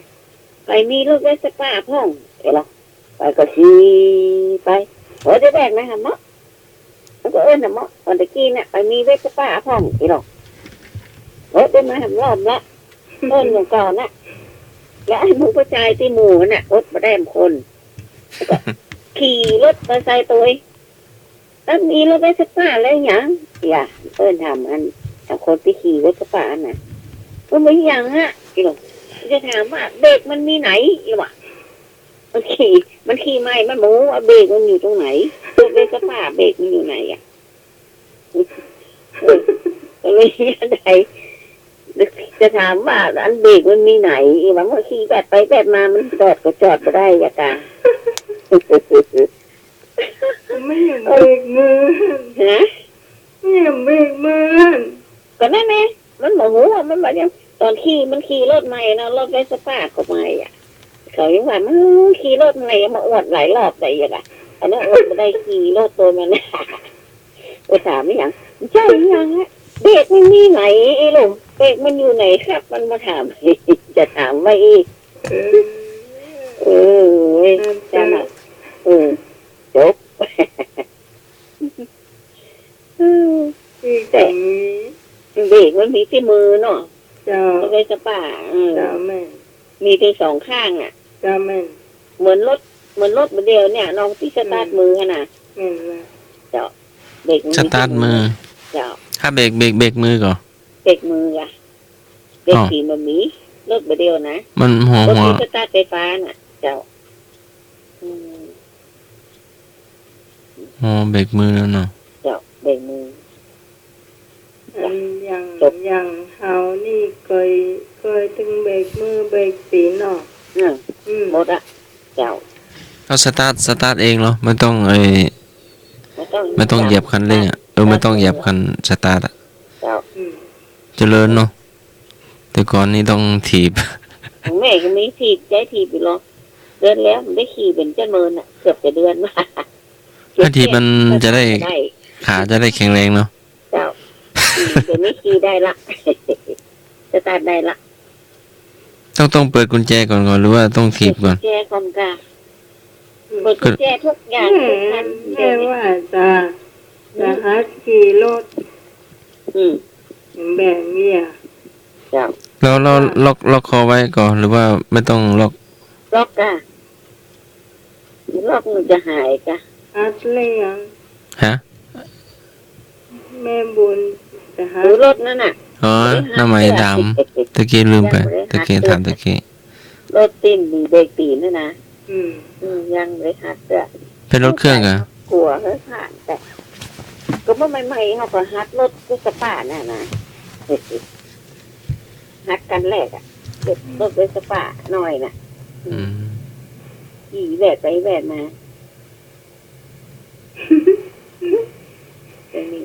ไอ้นี่มันขี่มันบอก ส โอ้ มัยก่อน มันมีเวสป้าน้อยนะ ไปสปาหน่อยน่ะ น้อยนะ กันน้อยมันจะกันใหญ่ มันใจใหญ่ สีฟ้าเนี่ย มันก็น้อยเนี่ย สีฟ้าสีขาวสีเทาเนาะ แม่น อืม อันของน้องสาวมันตัวการน้อยแล้วมันเสียง่ายเหมือนกันเนอะ มันกดง่ายเด้อล้อน้อยอืม แม่นละมันล้อมันน้อย กดง่าย แล้วทีนี้มีอยู่อันหนึงแกลูกปากซอยมาแล้วเจอคนเฒ่าเดี๋ยวมาวัด คนเฒ่านั้นเป็นเตียวเนี่ยมีซ้ามีอย่างตัวลูกปากซอยมามันก็ไก่เนาะแม่เนาะ เดี๋ยวเตียวมาว่าตี แล้วก็ เนาะ ซอยนอกบอกว่า ซอยนอกตีแม่เขาเลี้ยวเข้ามา เดี๋ยวเตียวมาว่ามันก็ไก่แล้วก่อนน้องสาวเนี่ยแม่สีน้ำเนี่ยขี่รถมาพอดีอะก็เลยเอาคนเฒ่ามา สอนตัว ก่อนจะเอาเปิ้นซอสกว่าเปิ้นตกเนาะเพราะว่าเปิ้นตัวน้อยแม่ก็เลยเอาเปิ้นขี่ตั้งหน้า ยังละอ่อนลังอ่ะ ขี่ตั้งหน้าเปิ้นตัวผอมจ้ะตัวผอม เอาขี่ตั้งหน้ามาอย่างกันมาถึงวัดต่อลงทีนี้แหมวันเจอแม่น้องแม่น้องมาเป็นยายแต่ว่าขี่รถน้อยเป็นยายแกตอบแม่น้อยเลยก็ว่าเด้อนะเข้าใจคำนี้นะก็อีบอกย่องต่อ อยากต่อ เป็นว่าใหญ่บอกย่องต่อ วันนี้บอกยังต่ออีก ฮะบ้านน้ำไหมกะบ้านว่าใครอ่ะ เป็นว่าตัวเป็นว่าตัวเพื่อน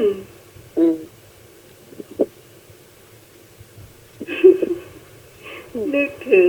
แกขี่รถเอียมันก็อีบอกย่องต่อ วันนี้บอกยังต่อหนังกองงอกยาว รุ่นหายไปไหนมูละรถเนี้ยเนาะมีแล้ว ฉันน้อยไม่มีละไอ้ นั่น หนุ่ย มาเด็กครับ อีโป้ยองต่อกับหมาขี่ล้อได้พอบอกเองจองต่อกับหมาขี่ล้อ แต่งหน้าซื่อเลยค่ะ ไปหน้าสื่อกว่าโต๊ะ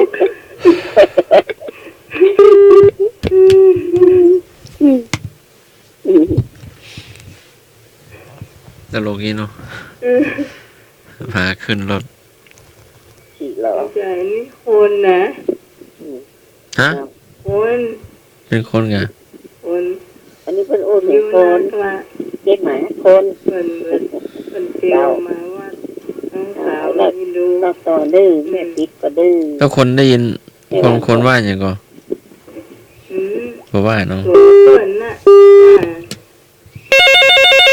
ยังครับอีบอกยาวต่อ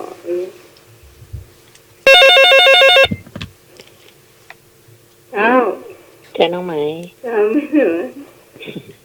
หิวตัวอย่างต่อนอนนั่งคนเดียวเข้าหัวคนเดียว เจ้าเขาไม่นอนก็มี อันนี้ไม่นอนจำของเจ้าเป็นเล่านะจ๊ะ เจ้า เกี่ยวกับพระนะจ๊ะ อืม มันมีในน้อยบวชเนาะ อืม บวชแล้วมีพระพี่เลี้ยงพระพี่เลี้ยงแล้วก็จะสวกหน่อยอ่ะ อืม นี่อย่างไอ้อย่างหน่อยเกิดยะให้เนนนี่เนาะเอาประกอบใส่เปิ่นอย่างกระจ๊ะเปิ่นชงกาแฟให้จ้าอย่างกับแกอันยะเขาเปิ่นเนาะแล้วเนนก็ไปบอกเขาแม่เปิ่นว่าเปิ่นจะสึกแล้วอย่าง อืม แล้วแม่เปิ่นอยากให้ลูกเปิ่นบวชอยู่ ก็เลยมาหาเจ้าอาวาสเอาเนนมาตัวอย่างจ้ะเจ้าอาวาสก็ฮ้องว่าพี่เลี้ยงมาจะว่าจะไปยะให้กันเนยอะกะก็สัญญากัน แล้วก็พระพี่เลี้ยงก็ขอโทษเนนแล้วก็ขอโทษเนนว่าตั้งนี้ไปเหมือนอย่างละอยากะแต่เนนก็บอกเพื่อพระพี่เลี้ยงว่าตั้งนี้ไปเวลาชงกาแฟก็จะประทมน้ำลายเขาใส่กาแฟอะไรเพราะว่าโดนบกอกแล้วเป็นลักแอบเวลาชงกาแฟไปชงกาแฟเขาพระก็จะลักถมน้ำเอาน้ำไทยถมก็ใส่กาแฟเพื่อนจ้าอันนี้ของเป็นตู้ลุงทองอย่าเป็นเล่านอนกลับมาเล่าเข้าไป แสดงว่าแกโดนบกอกจนเริ่มถ้าอย่าทนบ่ไหวเนาะโอ้จะแก้แค้นอย่างใดเนาะก็เลยคงน้ำลายใส่บ้องเนาะ น่ากาย อืม ก็เลยสัญญากันว่าตั้งนี้ไปจะมาเนี่ยให้ละเนาะ อืม จะฮักเน้นน้อยเน้นน้อยก็สัญญาว่าตั้งนี้ไปตั้งแต่นี้ไปถ้าชงกาแฟก็จะประโทนน้ำลายก็ใส่ให้ละ ระวังเนื้อท่านสมมาถ้าไปให้จะไปให้เน้นน้อยชงกาแฟเนื้อ จ้าเข้าใจกับจ้า เรียนว่าสาหินบ่ค่อยมีอ่ะ บ่มีเนาะอันนี้เป็นของตู้วงทองนะจ้ามันนอนอยู่เหมือนเพิ่นมาเล่าเนาะ 3 ลูก จะ อืม ได้กระสุมา สม ไป บูร เนื้อ ณ์หันบานเนียนสมุทรตะวัน จ้า เจ้าคุณผู้ฟังท่านไหนมีเจี้ยจะเล่าเจอเนอะ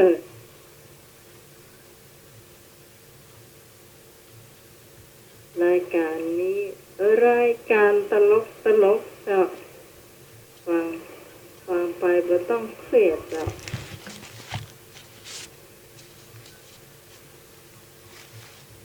มาไหนหน่วยมีไหนล่ะไอ้หมอบอยู่ตรงไหนจะเป็นลักลับน่ะ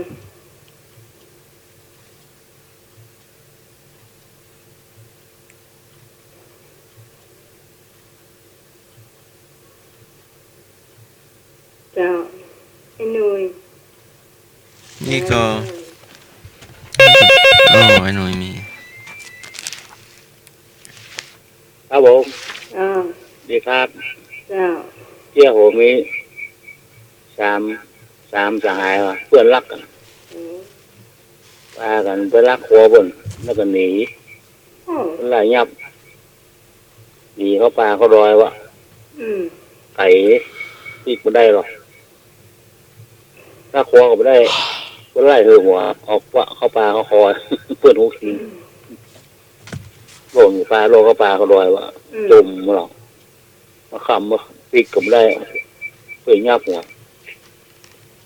อยู่ในป่าหลายวันอะจมเทวดูเทวดามีที่ไหน ขอช่วยกำถ้าออกไปได้ช่วยได้จะไปเป็นคนดีแล้วมันเนี่ยเทวหูเทวดากันล่างกันอะจมวันค่ำไม่ใช่รำคาญหรอกมาสามตัวนี่จมเทวหูเทวดาก็ออกมาตัวก็พลิกบ้านแตกอะครับบอกอันนั้นคนหนึ่งผู้ชาย3 คนอาหารนะอ่านเทวหูเทวดาอะอ อ้มีแต่เขาว่าสีอีเกค่ะเขาว่าอีเกมาค่ะโอ้แล้วว่าอีเกมาเล่นมาแค่ปลาในโขกมาเจี๋ยหรอกเจี๋ยนะว่าอันนี้เดี๋ยวจะไปปากนักดีเด็กที่บ้านก่อนคัดที่บ้านก่อนได้ว่าคัดที่แล้วเดี๋ยวนี้สู่สารตัวได้อย่างหรอยออกป่าได้หลงป่าเข้ามาในป่าลึกหนีเวลาเงียบเวลาหัวบนรับได้ที่กำเนิดกับผัวอะไรที่คือบ้านละบ้านก็มีว่าเลยเออบูเดดาว่าคัดที่กับติ๊กนี่คนละข้อนะคอยนะก็ไม่โคนข้อบ่ได้อ่ะคนหนึ่งก็เอาขอปิ๊กบ้านในเก่าละเออบูเดดาเอาได้เลยปิ๊กได้เลยยัดให้ไอ้คนหนึ่งไปแล้วยัดไปให้จับในบ้านละคนที่สองเสียบุตรเรียกดาที่คนที่สองว่าคนที่สองว่าไงเวลามันใกล้หมดละเว้ยคนที่สองก็เลยแต่ว่านั้นมันน่าเหงาพลิกมาหาเมียเก่าตื่นในใจให้เอาใหม่บ้านใหม่ขอบ้านใหม่รถเบนซ์เมียงามๆ2 คนแล้วก็มีบ้านมีอย่างงานมีคนใช้อยู่เอาจัดให้เทบูเทวาว่าเอาไปเลยจัดให้เดือนนี้ไปแซ่บละคนที่1 2เดี๋ยวคนที่3แล้วเร็วๆได้หมดละคนที่3เก่าหัวคือบอกนั้นเอาบ้านรอเมียละคือบอกเพื่อสร้างว่าเว้ยเอาอย่างเดี๋ยวขอปรึกษาเพื่อนของ2 คนพี่มาก่อนเดี๋ยวมันได้ตัววงมันได้ไปสักทีเด้อพูดเร็วแล้วกับห้องพี่ใหม่ก็2 ตัวนะมันได้ไปสักที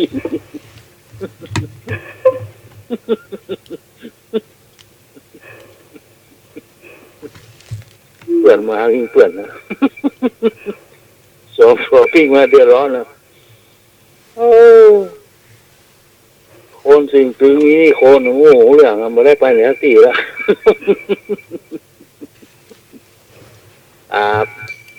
มูเหลียวเนอะอยู่ไปยังเก่า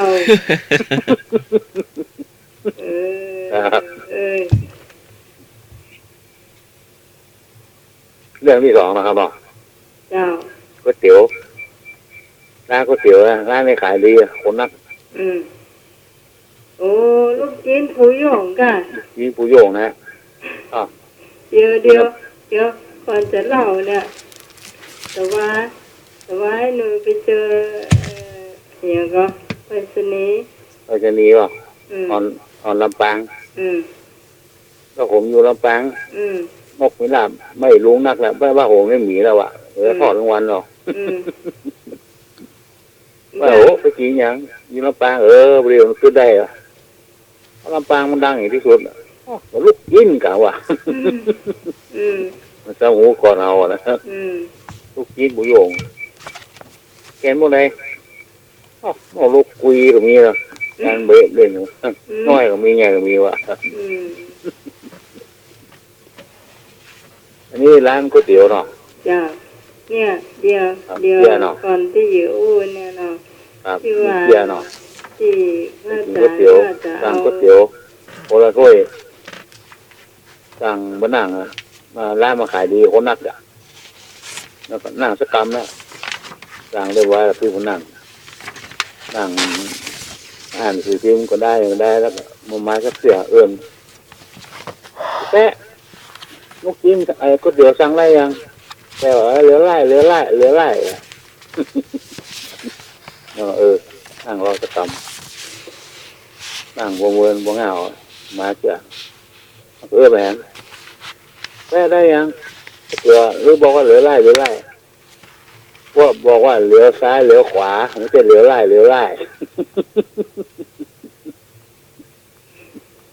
มันก็ใหญ่ดี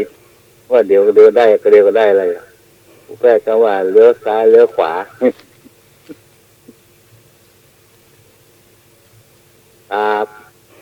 เลี้ยวซ้ายเลี้ยวขวานี่หมายความว่าอย่างนะ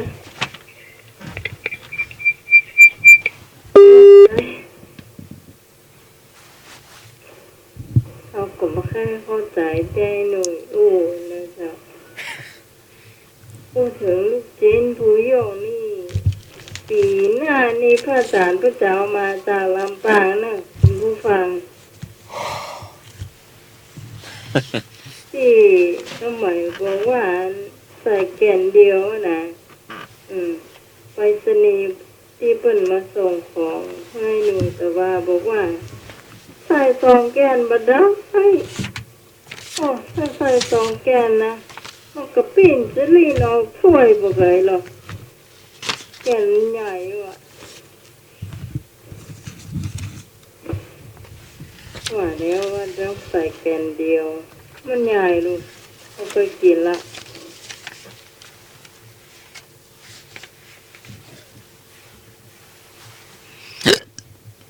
โอ้โห ฮะ หลานเขาอยู่นอกเต็มนะ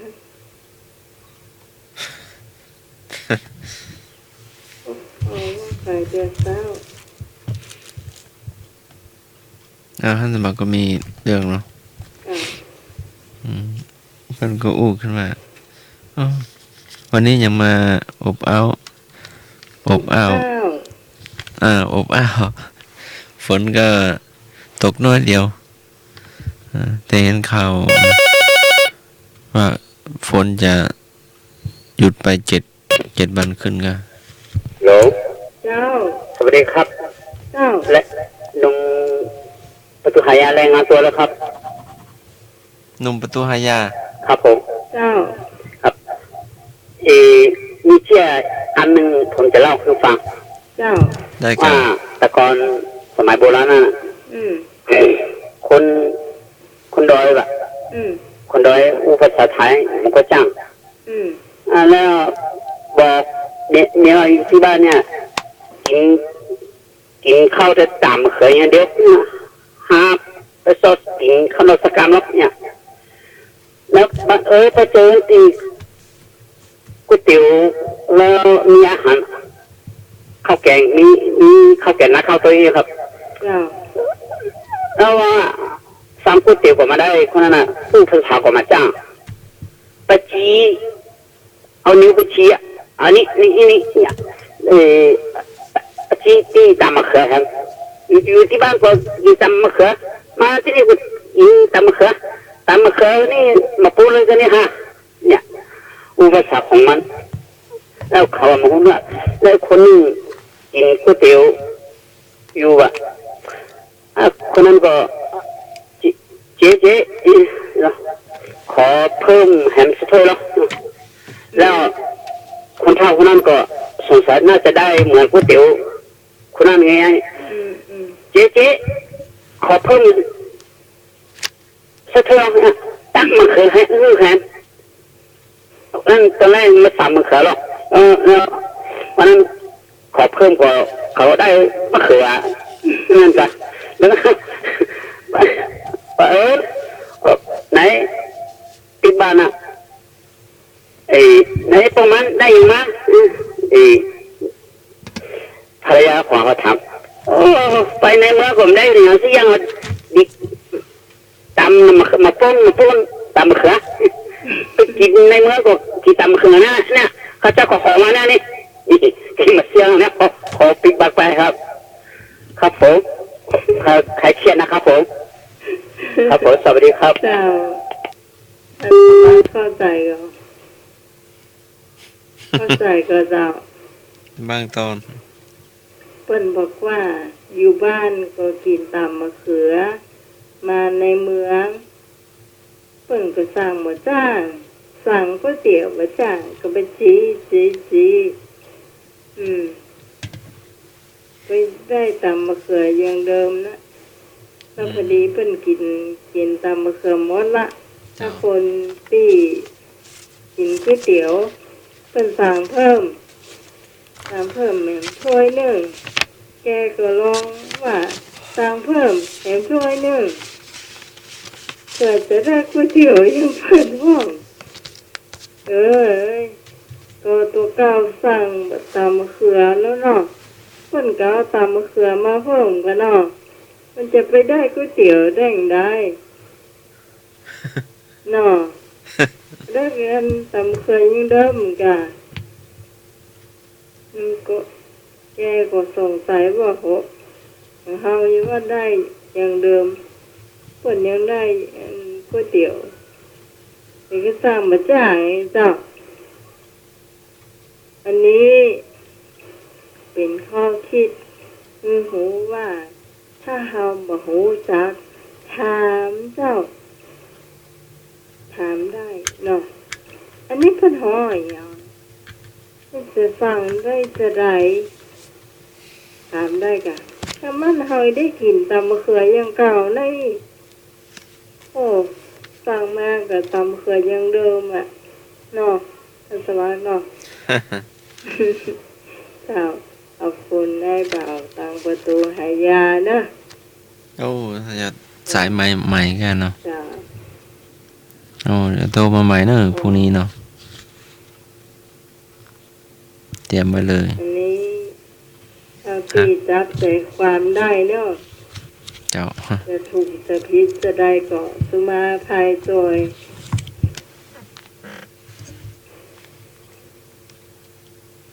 ช่วงต่อไป ช่วงต่อไปเป็นอะไรอย่างกับต่อคำเวลาก็ไปเวยขนาดตัก อะอย่างขนมอะไรไม่มีน้ำอะอย่างขนมอะไรไม่มีน้ ขนมบัวลอย ำไม่มีน้ำมันมีคำว่าพอถุงน้ำหน้ามหาอากาศงองู ขนมถัง ทั้งแตก เจ้าขนมถังแตกมาช่วยกันเนาะ มาเนอะคุณผู้ฟังจะทำต่อคำก็ได้อย่างก็ได้เจ้า มันจะได้รวมกันเนาะ เจ้าร วมกันจะได้ดูตั้งมาแล้ว สวัสดีครับ เจ้าให้นึกเจ้า ขอตอบคำสักงานนะครับสักข้อนะครับ ได้ได้ เป็นว่าปากเป็นคำใจกำเหมือนไอ้หยัง ใจดำเหมือน จืด มี จืด หม้อ จืดบาเจ้ครับบาเจ้มีนหม้อ อะไรนะ ปากเป็นคำใจกำเป็นจืดจืดจืด ใจดำห็ เป็น ดำอ่ะ หมดด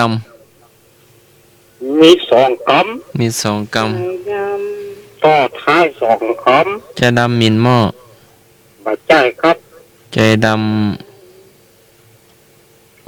มืดทึก ใจเลย ำมีคนมาละเจ้า ใจดำเหรอพี่ครับ บา อา เจ้ จารย์ ครับ ต่อไปนะ เออ ใจดำหมดตะกุ้ย บาเจ้ครับบอกว่าให้เงินรอเป็นซัดเลยเขาเลยขาน แม่อาจารย์พระครูวิศวะใจดำเหมือนอีกา บาเจ้อีกาครับ ใจดำเหมือนไอกาต้มน้ บาเจ้เย้เป็นนี่เป็นซัดเลยขาน ำเป็นสัตว์เลื้อยคลาน ใจดำเหมือนงูพิษ เหมือนปลาไหล ย่องบาเจ้เจ้าครับ เหมือนเอียน ใจดำเหมือนงูเห่า เหมือนใจดำเหมือนปิง ย่องบาเจ้เจ้าครับ ใจดำเหมือนปิง บาเจ้เจ้า ที่ดูดเลือด ใจดำเหมือนทากที่ดูดเลือด บาเจ้อีก ใจดำเหมือนขึ้นเรียน บาเจ้เย้ ใจดำเหมือนใน ใส่ กิ้งกือ เจ้าจ้า มันเป็นสัตว์เลื้อยคลาน ย่อ อะ งบาเจ้เจ้า เป็นสัตว์เลื้อยคลานเหรอ ถูกละ งูนะ ใจดำเหมือนงูดิน ย่องบาเจ้งูดิน เหมือนพญานาค ย่องบาเจ้พญานาค เดี๋ยวนะ งูนี่ถูก เดี๋ยวร้อน ประจำแล้วหรอ พญานาคกันเนี่ย สุดท้ายหรือว่างูก่อน ก่อนครับมาก่อน แล้วตัวนี้มันจะตัวดำก่อน มันบอกว่าถูกเลย ใจ ตัวมัน มั จะ นแล้ ขาว ว แต่ดำมันน่ะหยังเป็นน่ะหยัง อืม ต่อคำสองคำสามคำเนี้ย อ้ำกำเดียวอ๋อ งูสองหัว ทำมันใจเจ้า เท่าหัวงู คือใจเย็น งูไปมาก่อนไล่ไอ้หนุ่ย ใจดำเห ต่ มื อ อน ต่อไปหำกำอ่ะ ใจดำเหมือน งูฮะ งูหยัง งูตัวนี้มันเข้าวัดก่อ บอกเขา บอกเข้าวัดเข้าวากะมันอยู่ มันแน่เนอะมาอาจจะเลยเข้า แล้วงูตัวนี้มันชื่อเสียงโด่งดังก่อ ป่าตัง บอกค่อยดัง คนนี้ตายเลย งูเห่า งูเห่าไอ้หยัง งูจง ป้า อาง ป้า เห่าปากเนี่ยมาแจ้เตี้ย งูจงอาง งูเห่างูจ๋อง งูเห่างูจองเนี่ยมาแจ้เตี้ย งูเห่าวันค่ งูเห่าไอ้หยังนี่เด้ออ่ะไปจริงก็เห่าข้ามเย็น มาตาเฮาเนี่ยเดี๋ยวนะ ำงูหางจัก งูหยังคู่งูเห่าปากอะ งูหาง งู จั ห ก ยัง งูหางจักกระดิ่ง ฮัลโหล งูหางกระดิ่ง เจ้าว่าใดเจ้า แล้วมาแจ้งูหางกระดิ่ง ที่มีสายไปทางนั้นไหมนะเราฟัง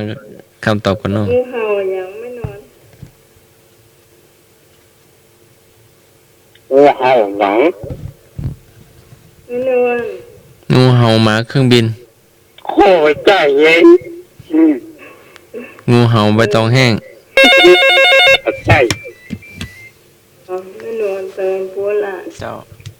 ปากเป็นทำแต่ทำเป็นจุดนะครับ ฮัลโหล โอ้ยหยัง ตอบเลย ปิด ยังไม่แจ้ครับ โอ้เจ้า งูตัวนี้สีอย่าง มันแล้วแต่อากาศ ฮะ อากาศมันอยู่ที่เจ๊มันกับตัวยังไงฮะบอกว่าถูก งูตัวนี้มันกิน อธิบายว่าถูก งูตัวนี้มันกินน้ำไหม กินก็ งูตัวนี้มันกินข้าวไหม บักกินข้าวกิน งูตัวนี้มันหลับกลางวันหรือว่ากลางคืน หมอเนออันนี้นะ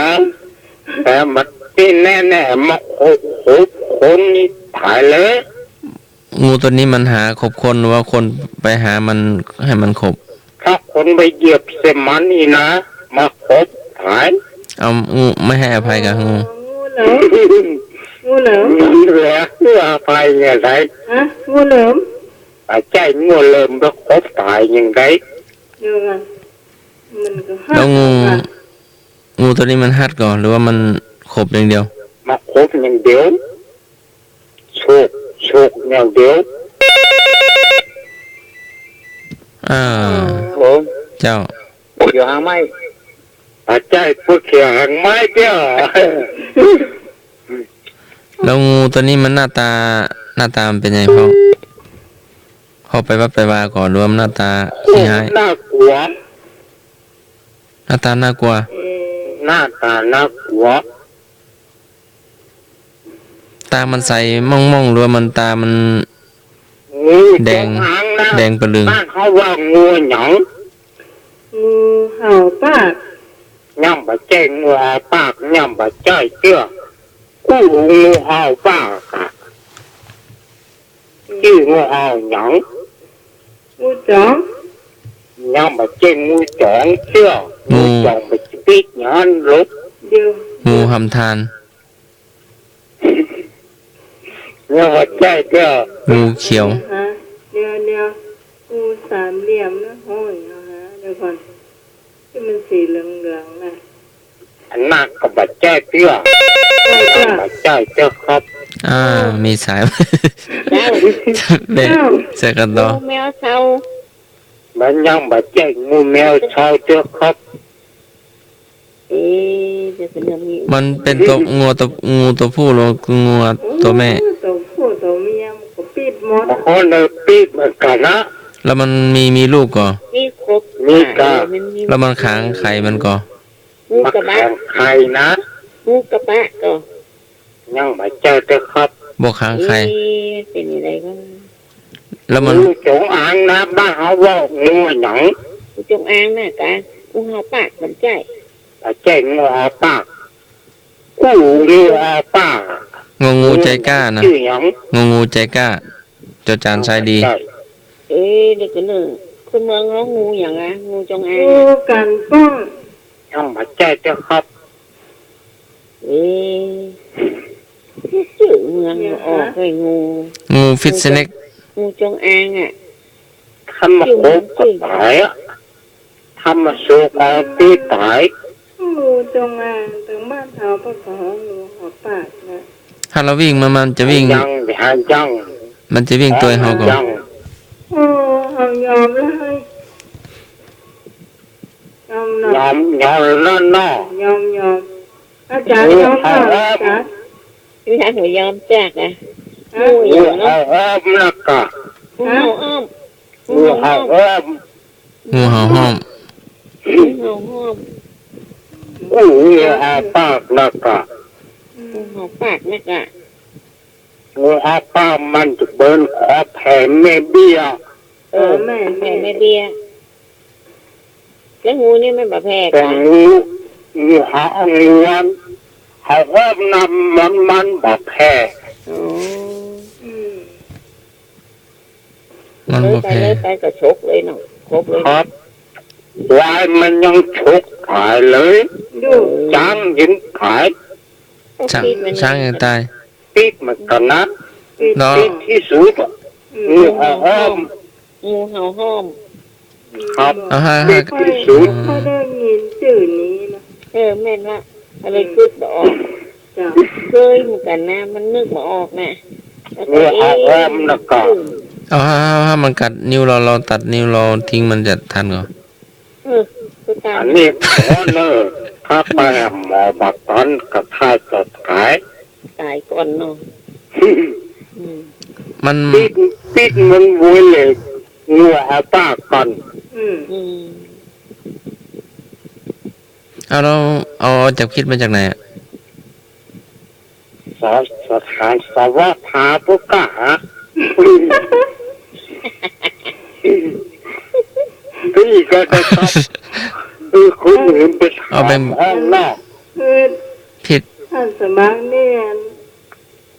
เกี่ยวเป็นหนังเป็นนายทะเบียนอำเภอไทยดี เนาะ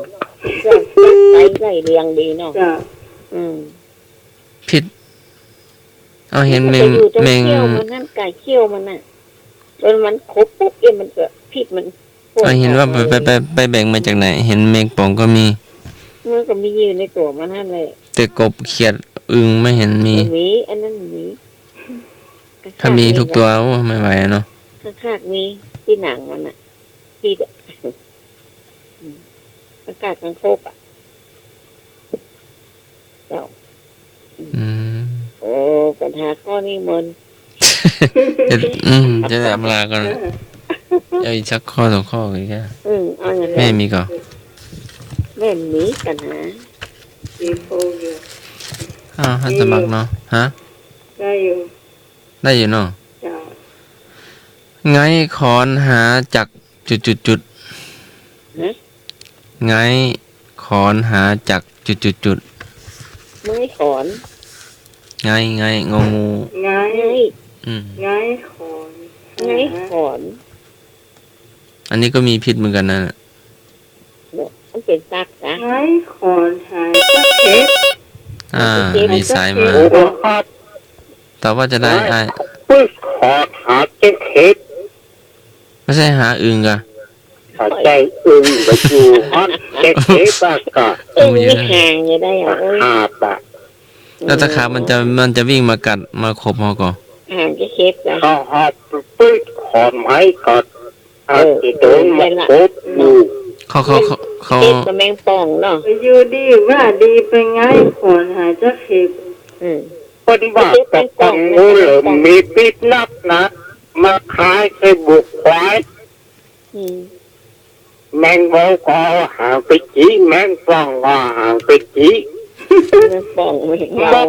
มดตัวน้อยยังจีเอาพิษงูเหลือมมา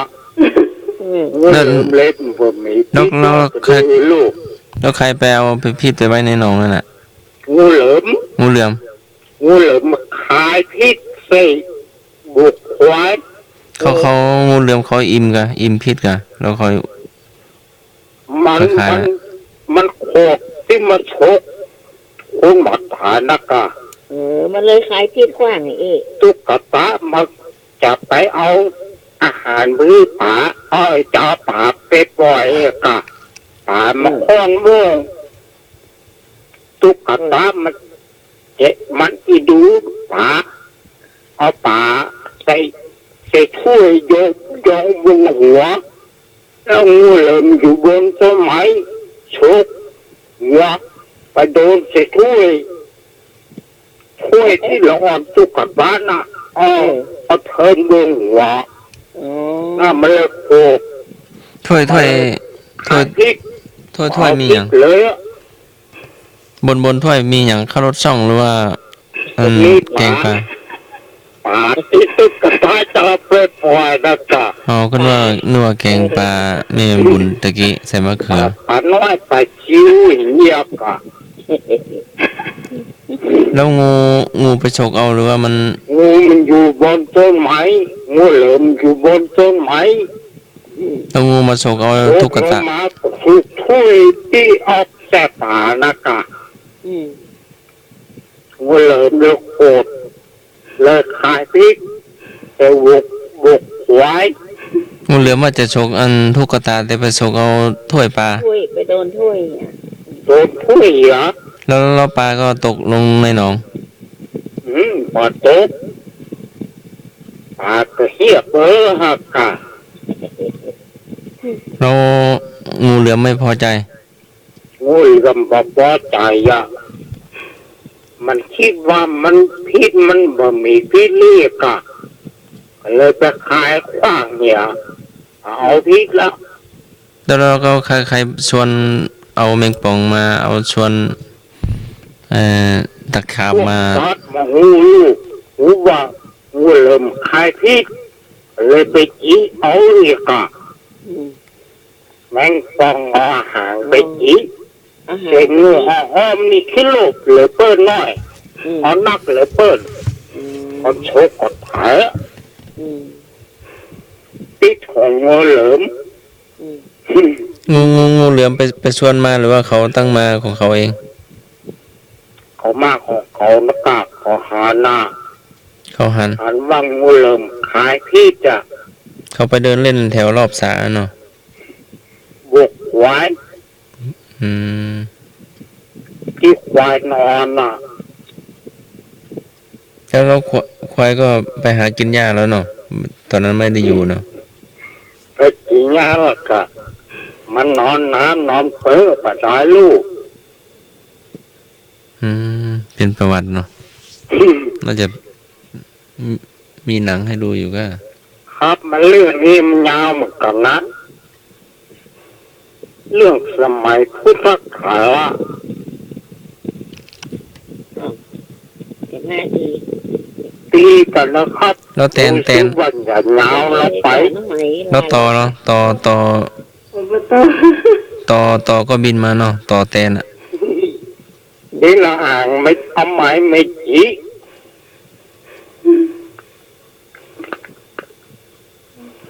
อืม หน่วยคนที่สอง ไงขอนหาจะเข็บไงขอนหาตะขาบ ความหมายไม่ควรพูดคุยเรื่องที่ทำให้เกิดความบาดหมางใจกันตอนนี้ก็จะเที่ยงคืนแล้วเนาะอำลาเนาะ พัดลมไป พัดลมไม่ พัดลมแม่ ฮ้อนกันในเมือง บ้างละ อืม เจ้า ฮ้อนอยู่เนาะ ฮ้อนอยู่ เอาอยู่ไฟหินหนาวเนี่ยว่าจะหาผ้าห่มมาห่ม โอ้มันโป่ง แต่สหารนี่หนาวเนี่ย หนาวจ้ะห้องแอร์จ้ะแล้วบนดอยมันก็อากาศเย็นด้วยเนาะเจ้า โอ้โหผมในเมืองเจ้า ครับผม เจ้า ผมจะเข้าได้ไหมครับ เจ้าได้ ใครเข้าอย่างดังที่สุดในโลก ฮะ ใครเข้าอย่างดังที่สุดในโลกครับ ไก่ทอด ครับ ไก่ทอด5 ดาว มาถูกนะครับ ไก่จ้ะ ไก่ทอดดังที่สุดในโลก ไก่ทอดวิเชียน ฮะ KFC ครับผมถูกต้องครับ มันเป็นบุญดังเหลือเกิน KFC เนี่ยไปไหนก็มีหมดครับผม อันขนมอย่างหวานที่สุด ฮะ ขนมอย่างหวานที่สุด ขนมหวานเหรอ ทำไม เม็ดขนุนเนาะน้ำตาล ต้องยิบ ทองหยอด ฝอยทอง ทองคำเปลว ต้องยิบต้องดอกฝอยทองอ่ะแล้วอย่างไรอย่าง น้ำตาล ขนมอยู่ได้ กาอ้อย หวานน้ำลายย้อยลงขนมอ่ะ ติดขนมอยู่ได้ น้ำตาก้นแก้ว เด้อคนแก้ว เชื่อม ทองยิบทองหยอดก็ถูกว่า ต้องยิบต้องหยอดฝอยทองเนี่ยหวานทั้งนั้นเจ้า หมูนี่จะมากินมาได้ โอ้ชุหวานขนาด กินกับข้าว ดู เนาะ กินกับข้าว กินไม่ได้นะแม่ อืม เริ่มได้มาแล้ว อืม หวานเกิน ขนาดอารมณ์เชื่อมกับน้ำตาลนะเนาะใส่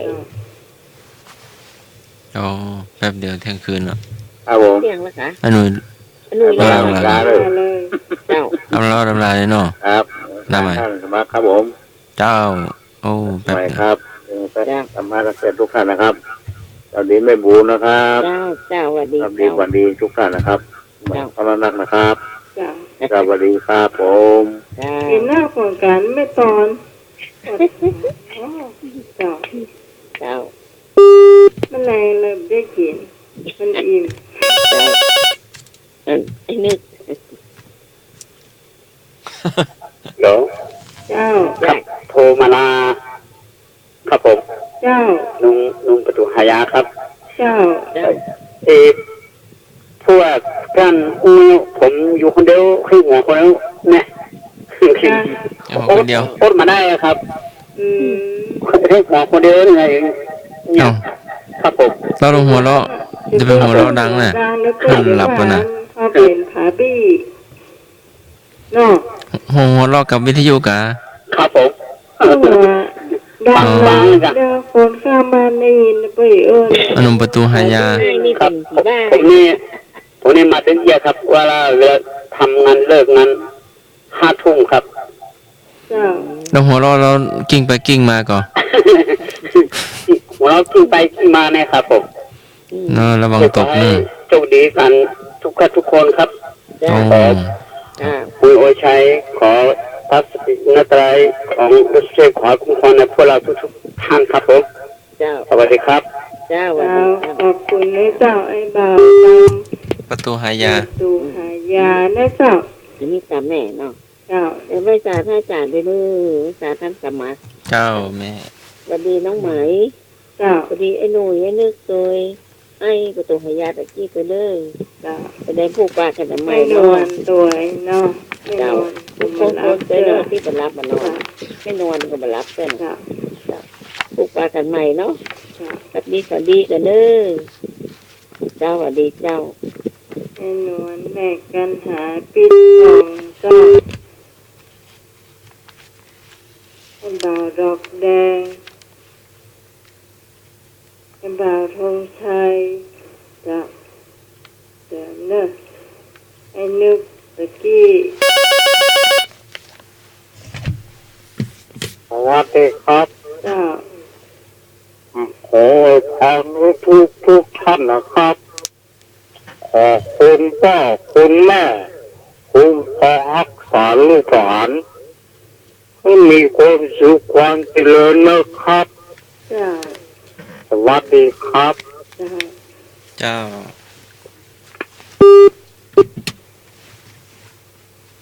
มีแถมก็เป็นผู้ฟังที่อย่าลากันช่วงนี้จ้าสวัสดีเจ้าสวัสดีเจ้า สวัสดีเจ้าน้องไม้ เจ้า แม่ เจ้าอันท่านอาจารย์จะมักเจ้าธรรมะใครเกียรติทุกคนเจ้า อ๋อแม่ แม่ แม่สีนวลเวียงกาหลง เจ้าฟังอยู่เจ้า แม่สบายดีกว่าเจ้า สบายดีเจ้า อืม น้องไม้ฝนตกเหรอ มาตกเจ้าวันนี้มาตก มันจะได้ความตกมันอุ้ยผมได้งันวันกาดมเดียว อืมมันหมายบ้านแล้วเจ้าออกละกล้าออกแล้ว มันมีน้ำอ่ะ อืม ไม่น่า อันนี้ใช้น้ำสัปทานเจ้า เส้นน้ำซึ่งประทัดกระแห้ง อ๋อ เจ้า แม่ฟังอยู่ปู่อันวันเริ่มได้โทรเจ้า เจ้ามันเป็นอย่างว่าฟังอยู่ก็ดีใจแล้วเจ้าแม่ เจ้าอุ้ยขอลาทุกคนนะเจ้า เจ้า เจ้า ขอบคุณแม่สีนวลเวียงกาหลงนะเจ้า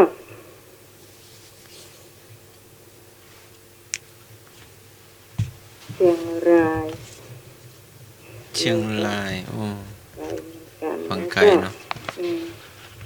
มีแต่มกระเจ้าคุณผู้ฟังเตรียมมารับมานอนเพื่อเจอนะเจ้า